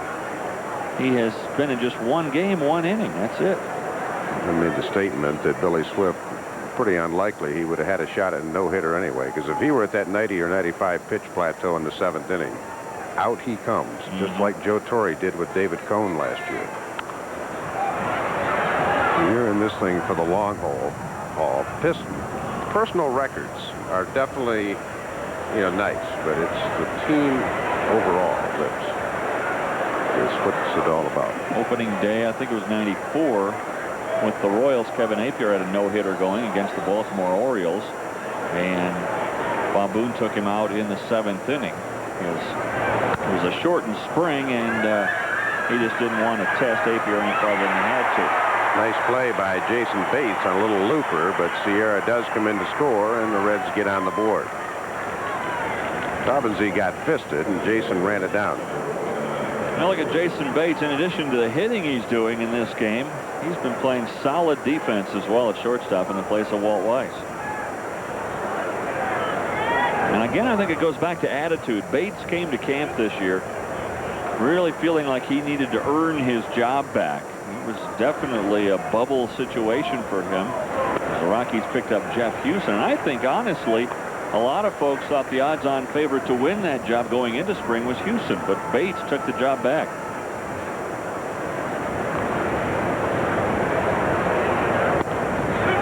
Well, I know the feeling that Jason goes through, because with the exception of a couple of years when I played regular with the expansion Padres, every year I went to spring training, I knew I was going to have to do something to make the club. That's good kind of pressure, though. Yeah. Down goes Boone, so Billy Swift recovers after. Rockies offense is taking their return to Coors Field like they never left. 10-1. Larry Walker stands in. He tripled in the first run. He has walked and hit a fly ball to left. Low for Merker.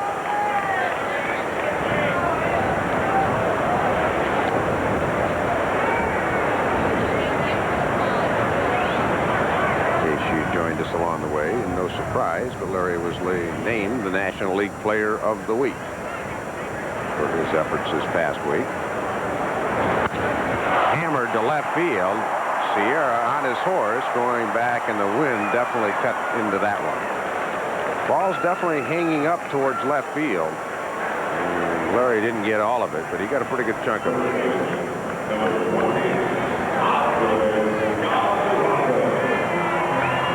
Well, let's give you the answer to our trivia question. Who holds the Rockies homer record for the most homers at home? The winning commander of the Blake Street Bombers, Andres Galarraga, last year. Whoops, 1997. I don't think he hit 32 last year. This year, did he?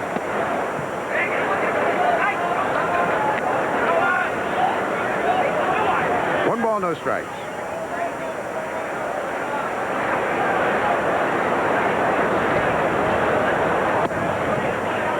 Galarraga, a 2 RBI double his last time up.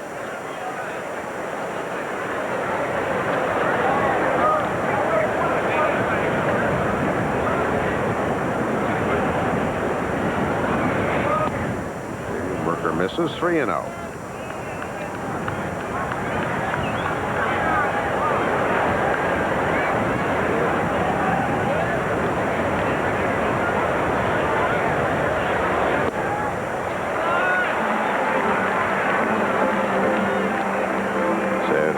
Draws the walk. It was 1996 the Big Cat hit 32 of his 47 here. Here's Dante. Double, a single. Drove one in. Has his average up to 400.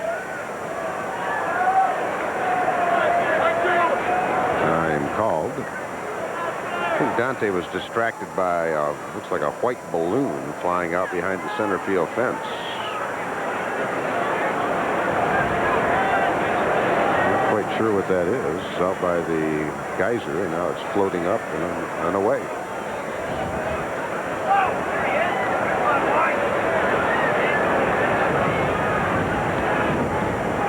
There it is. It was right in the line of sight of Dante. 1 ball, no strikes. Dante was talking about the chemistry of keeping a team together. 7 Rockies who appeared opening day at home in 1993 are still with the club. How would you think that might stack up against other major league teams? Nobody else has at least 7 players from their opening day in 1993. White Sox, Dodgers, and Braves have 6 left. But Dante says keeping a good group of guys together creates good team chemistry. 2-0 pitch. Low, 3-0, and Merker not close. Right-hander Scott Service throwing in the Reds bullpen. Reds have talked about adding a pitcher after today's game to increase their staff to 12 as Dante takes a strike. Almost always carried 12. 10-1 Rockies. 5 in the first, 5 in the fourth. Hot shot. Boone's got it. Watch this double play combo. Boy, was that sweet. 4-6-3 as Boone and Larkin, 2 of the best in the game, turn it over nicely. Work through 5 full from Coors. 10-1. Home runs for the Rockies today. That's been a big part of the story, but bigger still the story for the Rockies, the depth of their hitting. 12 hits by Colorado, and look at Bill Swift, 60 pitches and a 1-hitter.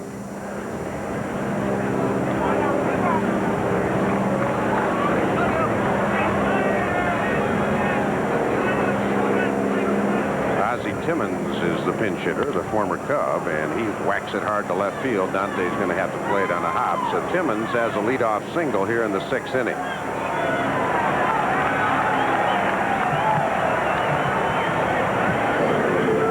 We'll bring on DEION Sanders.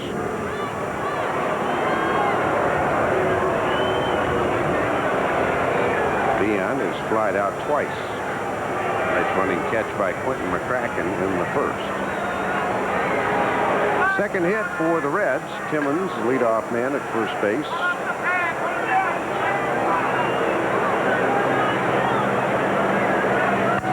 Bouncing ball. Let's see if they can turn 2. That's going to be pretty tough. Jason was trying to hurry it. Out at second base is Timmons. They said that Bates was in the act of grabbing it. Whenever the second baseman has to go that way. Wait a minute. Why did they call him safe at second? He was definitely taking the ball out to throw it. They call the runner safe at second. You've got to be kidding me here. He was hurrying because he knew DEION Sanders was the guy running from home plate. But watch it again.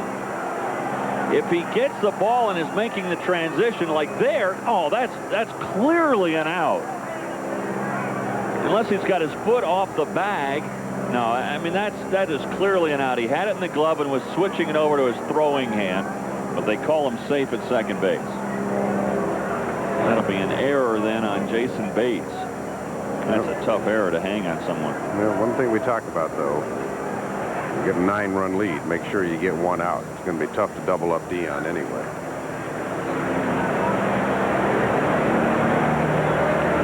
So Willie Green stands in. 2 balls, no strikes. I think they had the 1 out, don't you? I mean, it looked to me like Jason definitely caught it and was trying to shovel it over to his hand. I don't know if the rule states you have to have it in your throwing hand, but I've seen a lot of guys, I've seen a lot of out calls at second base when a guy at least grabbed it cleanly with his glove. And this is inside the line. So the Reds make the Rockies pay for that mistake. A double for Willie Green, 10-2, and runners at third and second.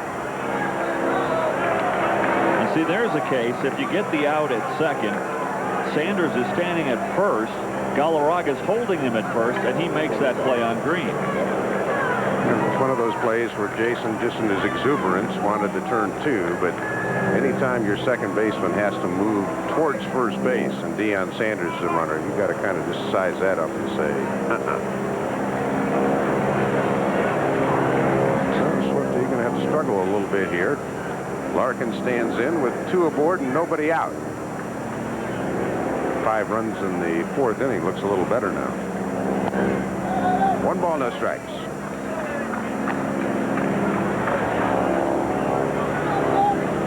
Timmons scored.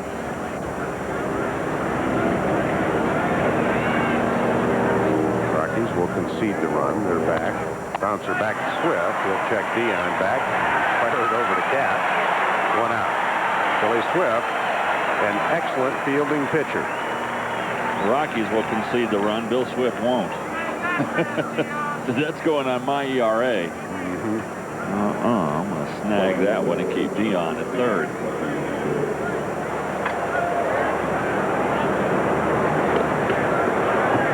Deion stands at 3rd. Larkin at 2nd. Reggie Sanders is the hitter. 1 ball, no strikes. Reggie is fanned and hit a fly ball to right. Milwaukee leading Texas 5-3 in the beanball game at County Stadium. Fans beanball game. That's the one Reggie can't handle. 1-1. Darren Holmes back up and throwing in the Rockies bullpen. Baltimore and Kansas City tied at 4. That game in the 8th at Kauffman Stadium.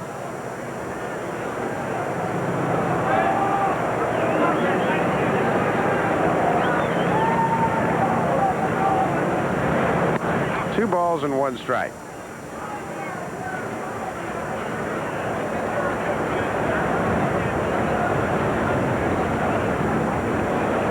Reggie Sanders appears to have made an adjustment. He is more closed at the plate and appears to be carrying his hands a little higher. He was more prone to the high pitch when he had the hands low, but he still has trouble catching up. 2-2. Took a while for the pitchers around the league to figure that out. It's tough to try to throw too many high pitches to right-handed power hitters. Your natural tendency is that's a pitch that right-handed power hitters like. But Sanders, that's one he can't handle. It's finally figured out in the '95 playoffs. 29 at-bats against the Dodger and Braves pitchers. 19 strikeouts, and almost all of them on high fastballs. Ooh. You said Angel Hernandez didn't have much of a strike zone. That was a good pitch. Full count. We'll see it again. Boy, it's 2 calls this inning that haven't gone the Rockies' way. Reggie draws a walk. Billy didn't come close on that one, and that'll bring on Hal Morris. Well, a chance for a double play again. You know, one guy would like to redeem himself is Jason Bates. He knows he made a mistake there.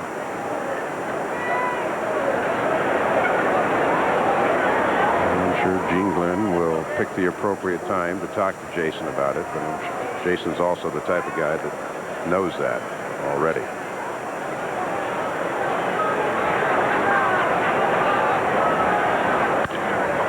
Galarraga to Bates for 1. Back to first. Yes. 3, 6-3, and Bates and Galarraga help get out of the inning.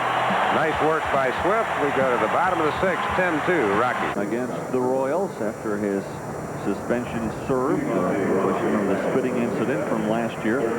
Randy Johnson, he went 6 innings on Saturday. Had his team in the lead when he left the ball game. Was all set for the win, and then Norm Charlton gave it up late in that contest, and the Mariners lost the game, but he was not involved in the decision. Johnson.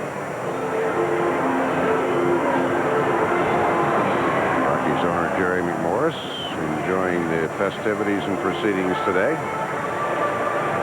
Scott Service, new pitcher for the Cincinnati Reds. Kind of an interesting trail this year for him. He was in spring training with the Reds, went to the Oakland A's, and came back to the Reds after he was put on waivers by both teams. Castilla has doubled and homered. 3 RBIs today for Vinny. Castilla.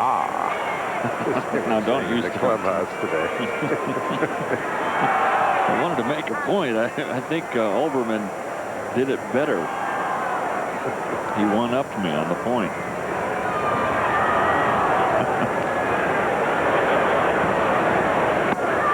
Two strikes to Vinny. I loved his line. And he's day-to-day, aren't we all?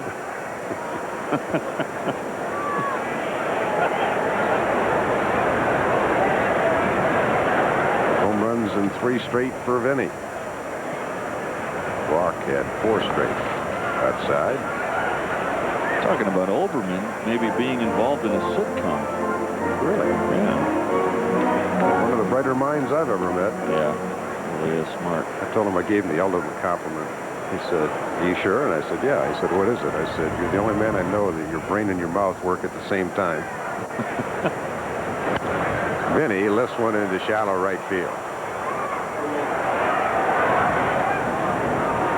1 out. Now coming up, a Coca-Cola calendar for you. All fans attending this Sunday, April 13th against the Expos at 1 o'clock. Will receive a Coca-Cola calendar. Compliments of Coke and the Rockies. Game starts at 1. Gates open at 11 o'clock. Tickets, a few tickets still available.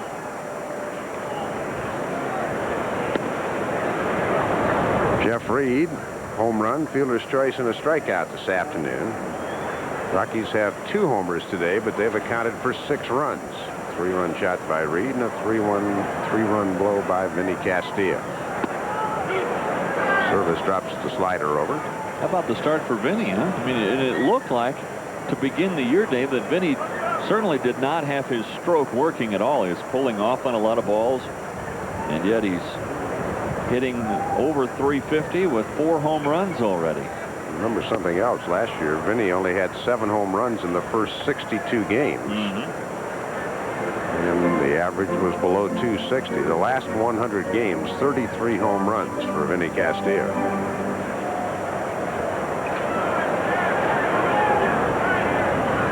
A ball and 2 strikes to Reed. Chopper right side. Morris will underhand a service. 2 up, 2 down. Rockies hoping Jason Bates can get aboard. They are going to bring in Darren Holmes in the 7th inning, as he's been throwing here at the bottom of the 6th. So Billy Swift's afternoon is over. He gives up 2 runs on 3 base hits.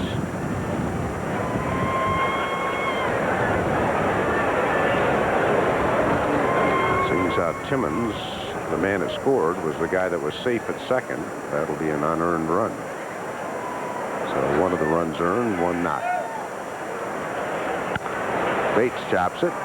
Morris gets the April Swift. 3 hits, 1 earned run. Strikeout. Gets Reggie Sanders, gets Ruben Sierra, and Dave Burba for 3 of his 4 strikeouts. And he gets the 4th one with Brett Boone. Glenn Hurdle watching. His troops have done pretty well in the batting department. He is the 5th batting coach for the Rockies in 5 years. Point. Hey, I like this. 133rd consecutive sellout, 50,182 on hand. The Rockies will go to a new pitcher. Right-hander Darren Holmes comes on to start the 7th with Colorado leading 10-2. Back to Dave Armstrong with the play-by-play. Thank you, Soup. Ruben Sierra will face Holmes, then Taubensee and Boone.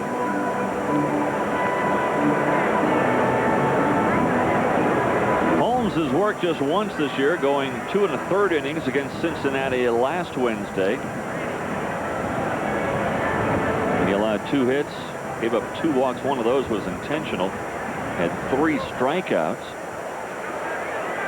Of course, the talk about Holmes in the spring was Darren trying to join that starting rotation. The 5th spot in the rotation eventually went to Roger Bailey, and I guess the record should show that Bailey was outstanding in Montreal in his lone start this year.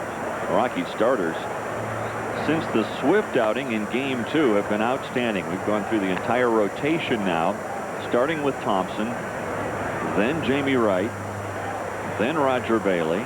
Yesterday, Kevin Ritz, and today, Bill Swift. And all 5 guys have been solid. Sierra with a swing and a miss on a Holmes fastball that reached 91 on the radar gun. Sierra with a triple, the first hit of the game by the Reds. It came in the 5th inning. He struck out looking in the 2nd.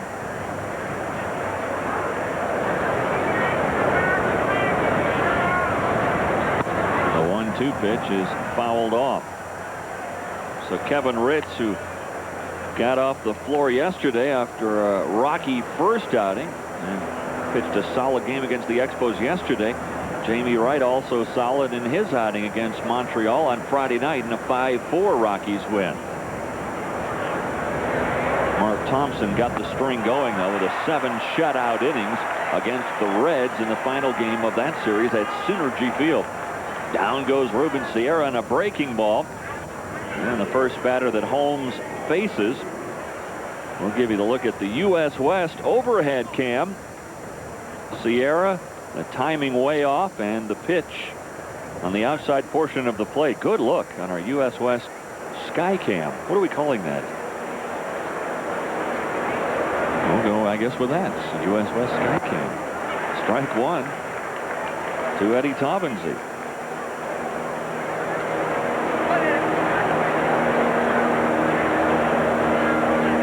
Where is that thing? Is it mounted on top of the roof?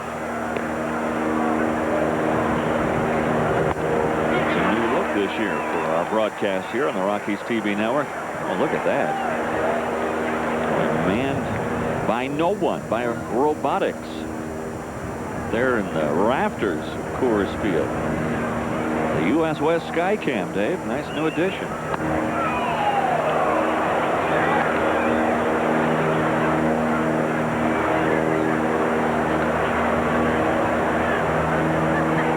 Taubensee 1-2 the count.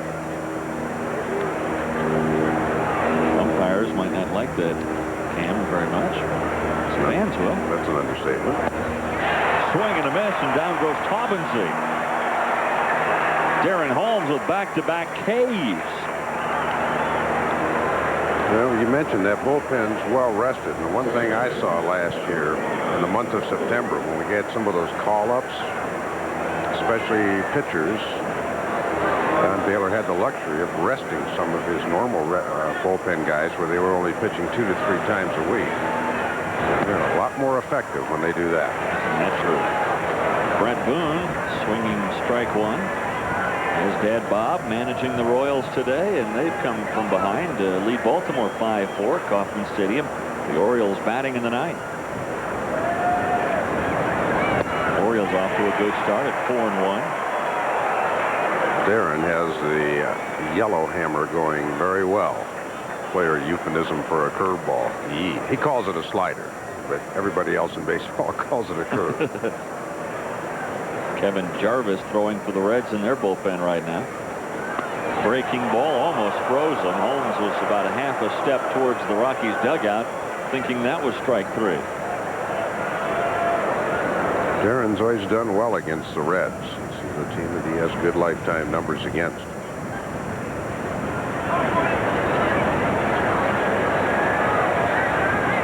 Another breaking ball outside. 2-2 to Boone with 2 out, nobody on in the 7th. Rocky fans excited about this club, the way they began on the road after losing the first 2 and then winning the next 4. And that excitement has not been squelched here this afternoon in this Rockies home opener. Young ventures far to his left to pick off Brett Boone, and the Reds go in order in the 7th. Stretch time at Coors Field. Rockies winning it by 8. Swing and a miss.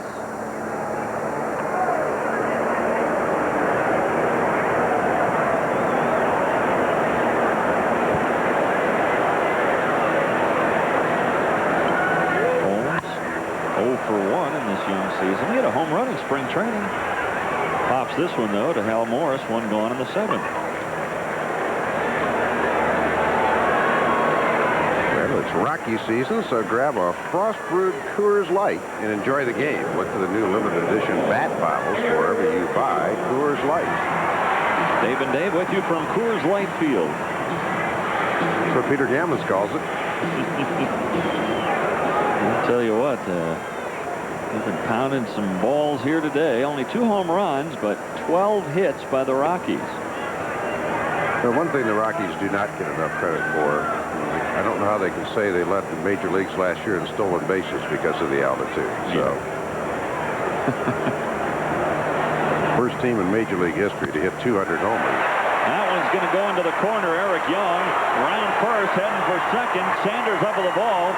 He throws it in, but a stand-up double for Eric Young. Young with a single and a double today and a couple of walks. Big day for Eric Young. We just complete the thought. First team in Major League history to have 200 homers and 200 stolen bases. Eric Young, a big part of that 200 stolen bases with 53. He led the National League last year. He's going to get some opposition, though, this year from DEION Sanders, Kenny Lofton. Well, DEION keeps getting on base like he has been early in the season, he will. DEION's biggest problem in the past has been a low on-base percentage, but he's off to a great start so far this year. Silvio Veras would be another one. That would be... I don't know about Silvio. I think he's got some chronic hamstring problems. McCracken the batter. Another big day for Q. 1 for 4 with a stolen base and a run scored. See, hitting .333 in the year. Kenny Lofton and Marquise Grissom, a couple of guys that were featured in that big trade, not off well. Grissom hitting .130, Lofton .160. It's early. I remember one year, right towards the end of April, I was actually in the top 10 in the National League in hitting. At about .380 or so, and Ralph Garr of the Atlanta Braves was hitting about .179. A good friend of both of ours, Cito Gaston, was giving Garr the needle, saying, "You see the paper today? Who's at the top 10? Garr said, "I'll go by him so fast he won't even see me." Ralph won the batting title that year. Yeah. Garr was hitting .159 at the end of April and won the batting title. You didn't see him, did you? He just kind of blazed on by. He was on the ascent when I was descending. 2-2 to McCracken. Again, McCracken playing now because Ellis Burks on the shelf with a sore wrist. He hurt it on a check swing in Montreal. Same wrist he injured in '94 and eventually had surgery on. The good news is that they took out the ligament in that wrist, so he didn't hurt the ligament. The bad news is it's still sore. What they're looking at right now, I think that one went into the radio booth, huh?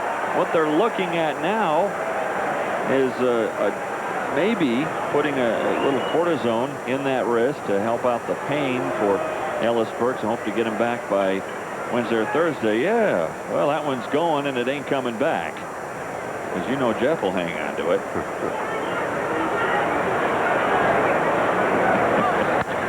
McCracken rips it into right field. A slow start for Eric Young from second base. That ball hit on the line. He wanted to make sure it got through. So Young stops at third. Well, a low line drive like this to the right side of the diamond, the base runner can't tell if it's exactly hit at the first baseman or second baseman or in between. And Eric going, oh man, I've messed my buddy Q up with an RBI. But you really, there's certain balls that are hit. The height of them dictates whether you can get a great jump or not. But from your perspective at second base, you can't see if that ball is right at the first baseman or not. Now or Larry, if it's in between. Larry Walker started this game with a triple in his first at bat. Over 2 cents with a walk. That one gets away from the catcher Taubensee, and Young will score. McCracken heading for third now.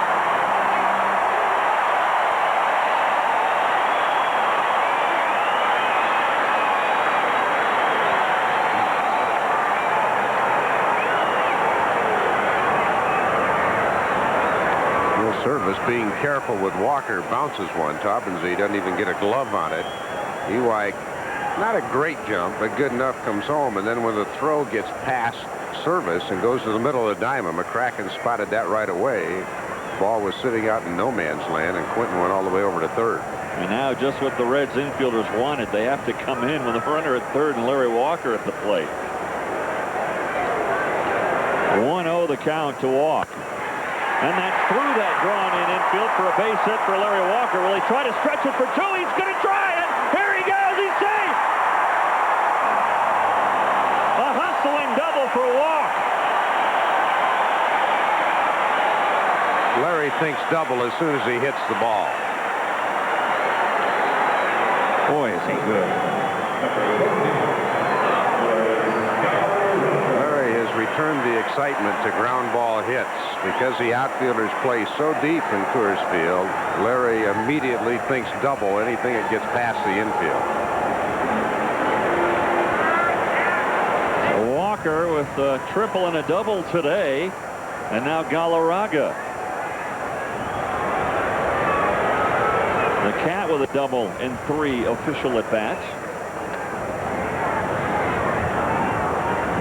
Larry gets so revved up by this crowd. I think there might be a time where Larry would think, maybe that's rubbing it in a little bit. But he just fuels off this crowd so much, and he's such an exciting player. He just thought, as soon as he saw that ball get past Boone, he was thinking double. Galarraga rips it into right field for a base hit. Sanders playing it on a couple of hops. Here comes Walker, the play at the plate. And they got him. Larry Walker, that was the one thing I was hoping. He didn't get hurt. Now, I don't know if he hurt his hand or not coming around or not. That was a funny slide, Dave. Yep. Larry had a good jump, but Reggie Sanders got one of the great arms in baseball. And Larry's coming hard.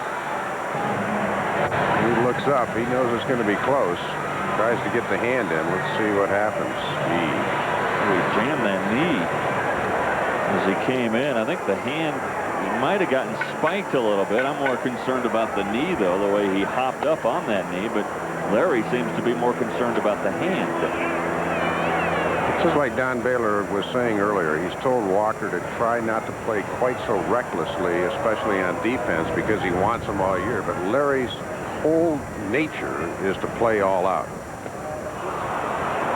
Bichette on a breaking ball, swinging through. 1-1 now to Dante, who's 2 for 4 today.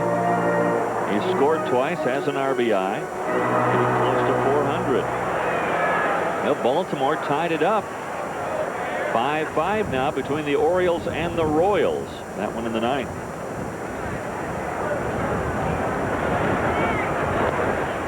Dave will run down the American League scores for you. Or did you already do that? You haven't done that yet? He'll do that for you then when the Reds come to bat in the 8th. Trainer Dave Shalati looking. Might be a little blood there. Dante, check swing foul. Well, a little spike wound isn't as serious as ligaments and sprained wrists and things like that. No. So.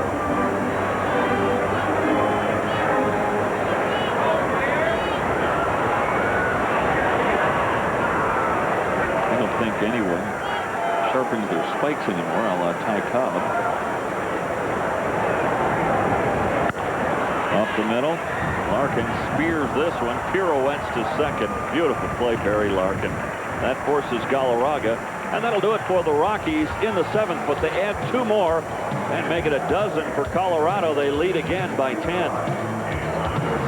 Ken Hill and Cal Eldred, the starters in that one. Baltimore and Kansas City, 5-5 in the 9th. Brady Anderson, his first home run of the year. Jeff King out of Colorado Springs, his first American League home run. Cleveland will be at Seattle tonight. Charles Nagy against Scott Sanders. Yankees at Anaheim. Andy Pettitte against Mark Langston. My record is still perfect. I haven't said California yet. And the Red Sox are at Oakland. Gordon against Prieto, but you can bet the bottom dollar I will. Eric Owens pinch hitting here. Darnell Coles has gone into play left field for Dante Bichette. Just about the time I got the Los Angeles Raiders straightened out, they went back to Oakland. Good to see Larry back in the field. That is. Up too high, 2-0 now to Eric Owens. Rockies can survive with, you know, a few nagging injuries here and there. McCracken's such a capable replacement in the outfield, but you can't have a serious injury to any of their key players. They look pretty good, but it's 3-0. I wonder if it's Montgomery who gave up that run in the 9th inning. He blew a save earlier for the Royals this year, and Baltimore came up with a run in the 9th to tie that game in Kansas City 5-5. 3-1 now the count to Eric Owens. 12-2 our score. Rockies with a 5-run outburst in the first have never looked back. Ball 4. So a lead walk to Owens. And the top of the order coming up now, and DEION Sanders. Watch the routine that Sanders goes through as he steps into the batter's box.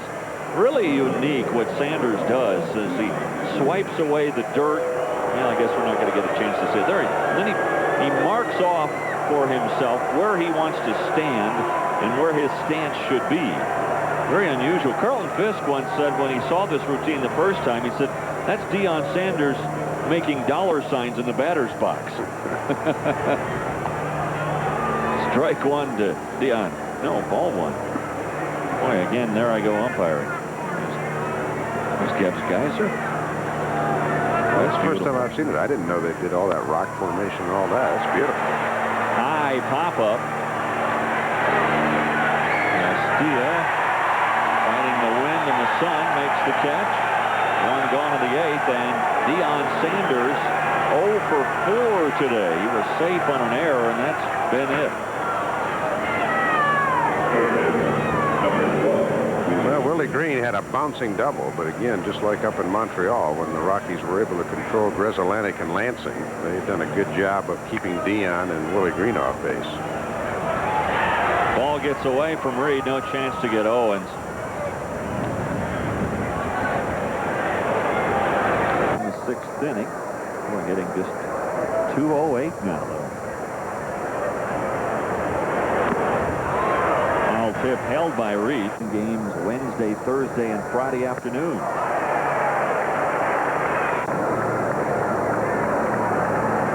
Can't wait to watch that speed of the pitch. Randy Johnson comes to town. Goodbye, Mr. Green. And as we follow Willie Green, we'll tell you following today's game, it's the Don Baylor Show. Stay tuned and listen to what the skipper has to say about the beginning of another great year of Rockies baseball on your home for the Rockies, Denver's Tube. You are Mr. Segway. Man. Did you hear Charlie Stark, our producer, said you're like Diego Segway. Diego Segway? David Segui.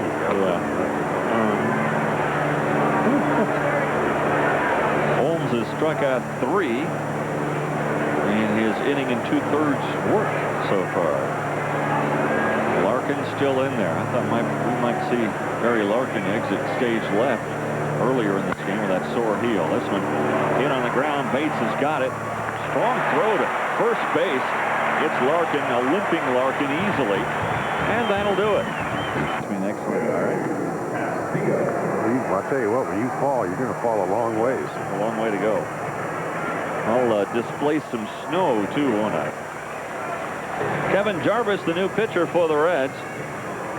He will face Vinny Castilla, Jeff Reed, and Jason Bates. Eric Owens stays in the... Oh, Jeff Branson is in the game at shortstop. I thought Owens stayed in, but Barry Larkin will take the rest of the day off. We're wondering about Larkin, and there he goes. Assume that Branson is batting in the 9 hole on the double switch. Castilla, with a 3-run homer today, also had a double, was hit by a pitch. 2 for 3 officially.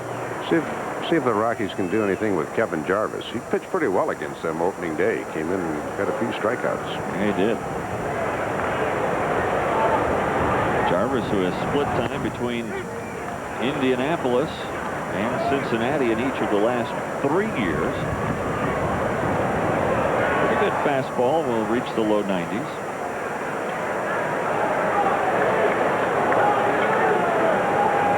The 1-1 pitch to Castilla is sprayed foul past first.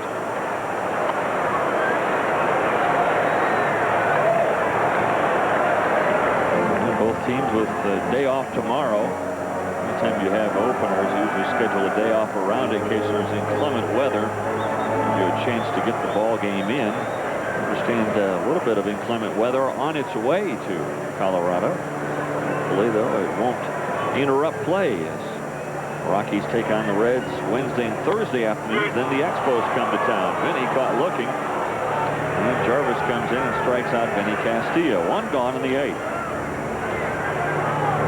Says 90 on the board.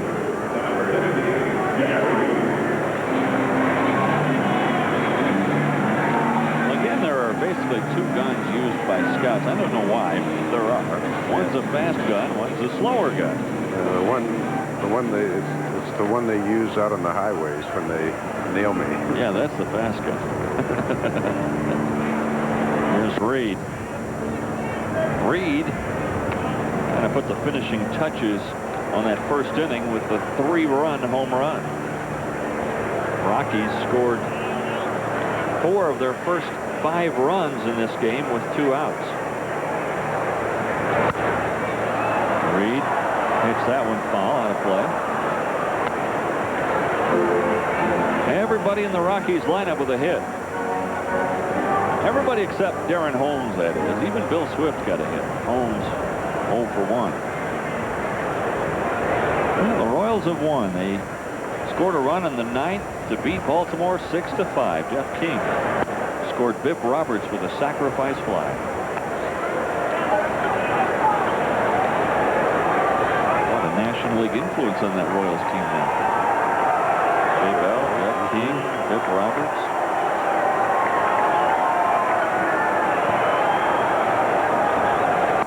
Down too low, 3-1 now to Reed. You know, if you're looking for a team that could possibly surprise, it might be Kansas City. I mean, they've had such woeful offense, but they've added some offense. Solid shortstop in Bell. Chili Davis is on the DL right now.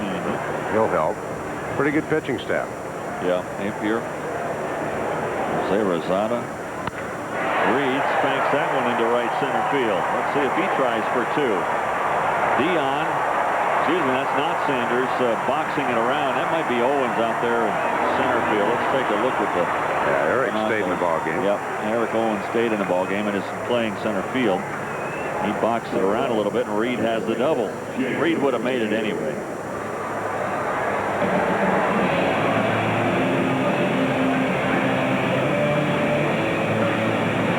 I bring up Jason Bates, who has 2 hits today and 4 at-bats. Bader now hitting .308. Don Baylor looking out at Jeff Reed as though he may have sustained some kind of an injury. I tell you, the Rockies are starting to really get nicked, and you don't want to see that. Don was up on the top step, kind of looking out to Jeff to see if he was okay.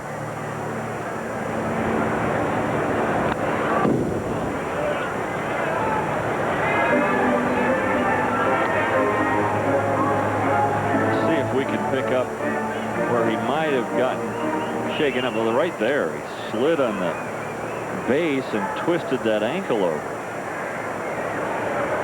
Been there, done that too. That one hurts, even though it didn't look too serious. Off the middle, base hit. Reed running well despite twisting that ankle. The throw will be cut off. Bates has an RBI, and a Baker's dozen now for the Rockies. Well, the replacements today, Jason Bates, 3 hits. Jeff Reed, home run and a double. Quentin McCracken, a couple of hits. 7 hits for 3 guys that are normally bench players. Good point. Now Holmes will bat for the 2nd time. Look at that line. 2 runs, 3 hits for the Reds. 13 runs, 18 hits for the Rockies today. These fans are going home happy. And these players will have tomorrow to savor it. There's another one of your keys, savor it. We had the Larry Sanders show. Larry Walker with a triple and a double. 2 runs batted in. And the Sanders, well, they didn't really do much as far as the show is concerned, and the Rockies are glad about that.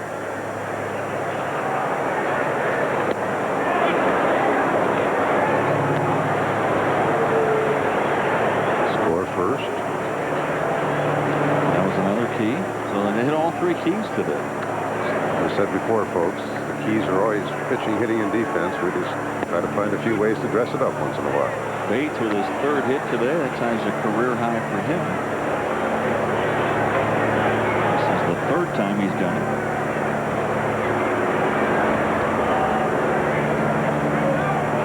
Well, the Rockies will know this. When they wake up tomorrow, being no worse than a tie for first place in the West. I know it's early. Don't really pay too much attention to the standings at this point in the season. But as Dave pointed out earlier, the last thing you want to do is get buried in April and have a long way to come back. Down goes Holmes. Don Baylor subscribes to the Earl Weaver theory that a lot of wins in April mean things get a little easier in September. This copyrighted telecast is presented solely for the entertainment of our viewing audience. Any retransmission or rebroadcast of the pictures, descriptions, or accounts of this game without the express written consent of the Colorado Rockies Baseball Club is strictly prohibited. Eric Young batting for the 6th time. That could be another key. If Eric Young bats 6 times, get a good chance. Bouncer off the plate. That's going to be an impossible play. Green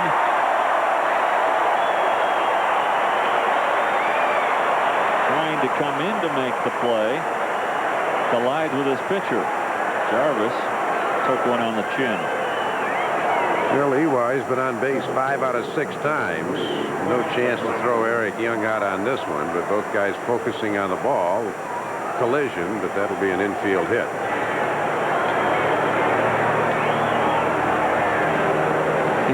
Young will happen at first base. These are the good times. Yes.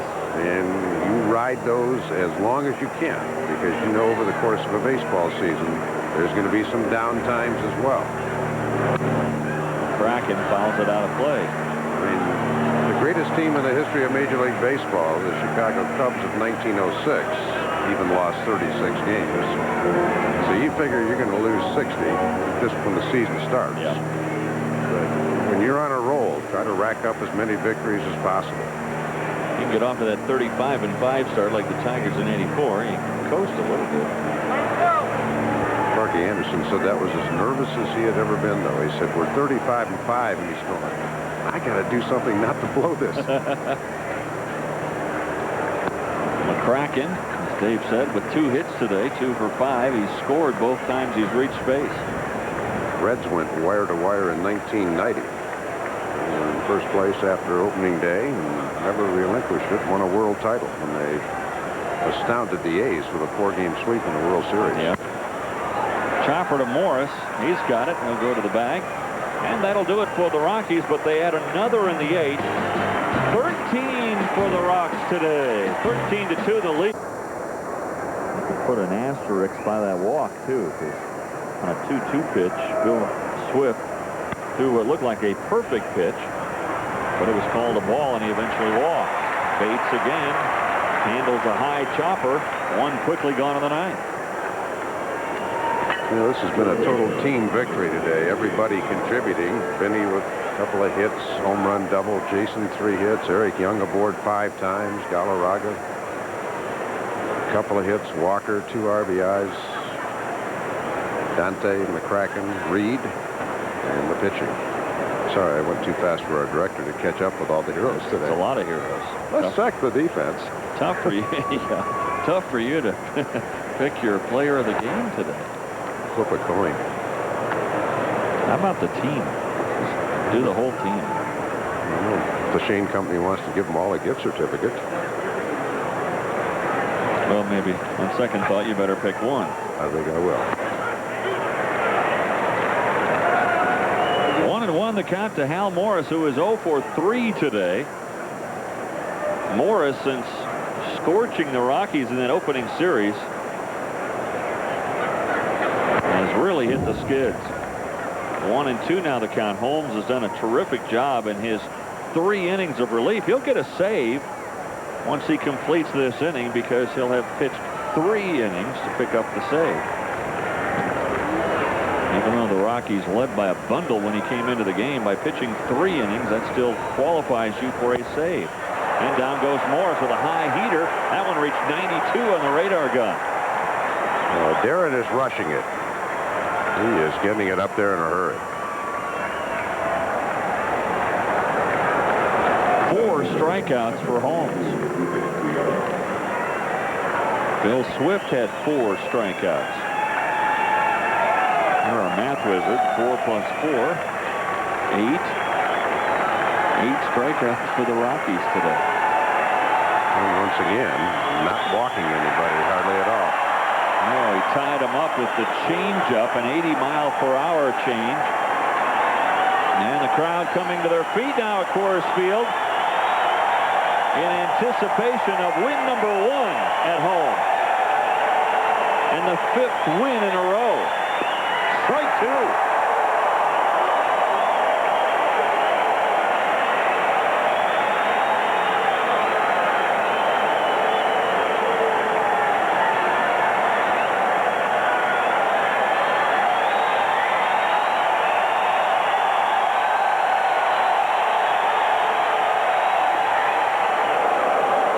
Able to lay off, and it's 1-2.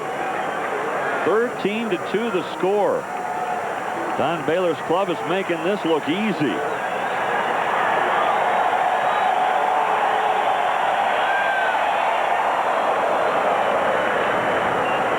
The celebration delayed just for a moment. 2-2 now.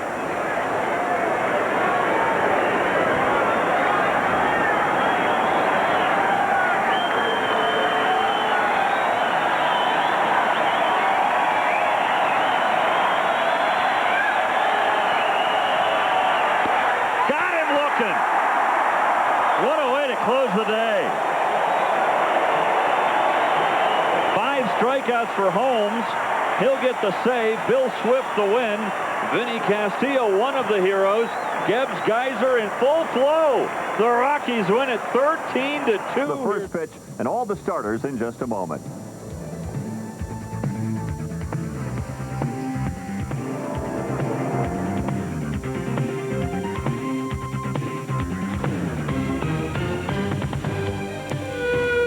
When scorching heat brings on a big thirst, it's called Rocky Mountain fever. To cool down a Rocky Mountain fever, you need a frost-brewed beer. A beer that's brewed near freezing to capture the pure, cold truth about Rocky Mountain refreshment. The one beer that's frost-brewed is called Coors Light.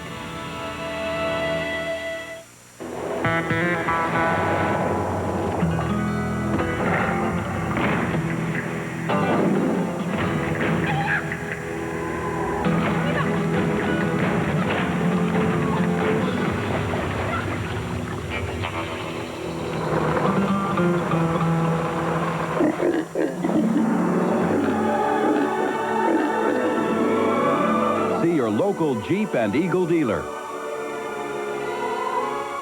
The heating coils keeping the snow off the field, if not out of the rock pile. Temperature 28 degrees, but the sun is shining as we get set for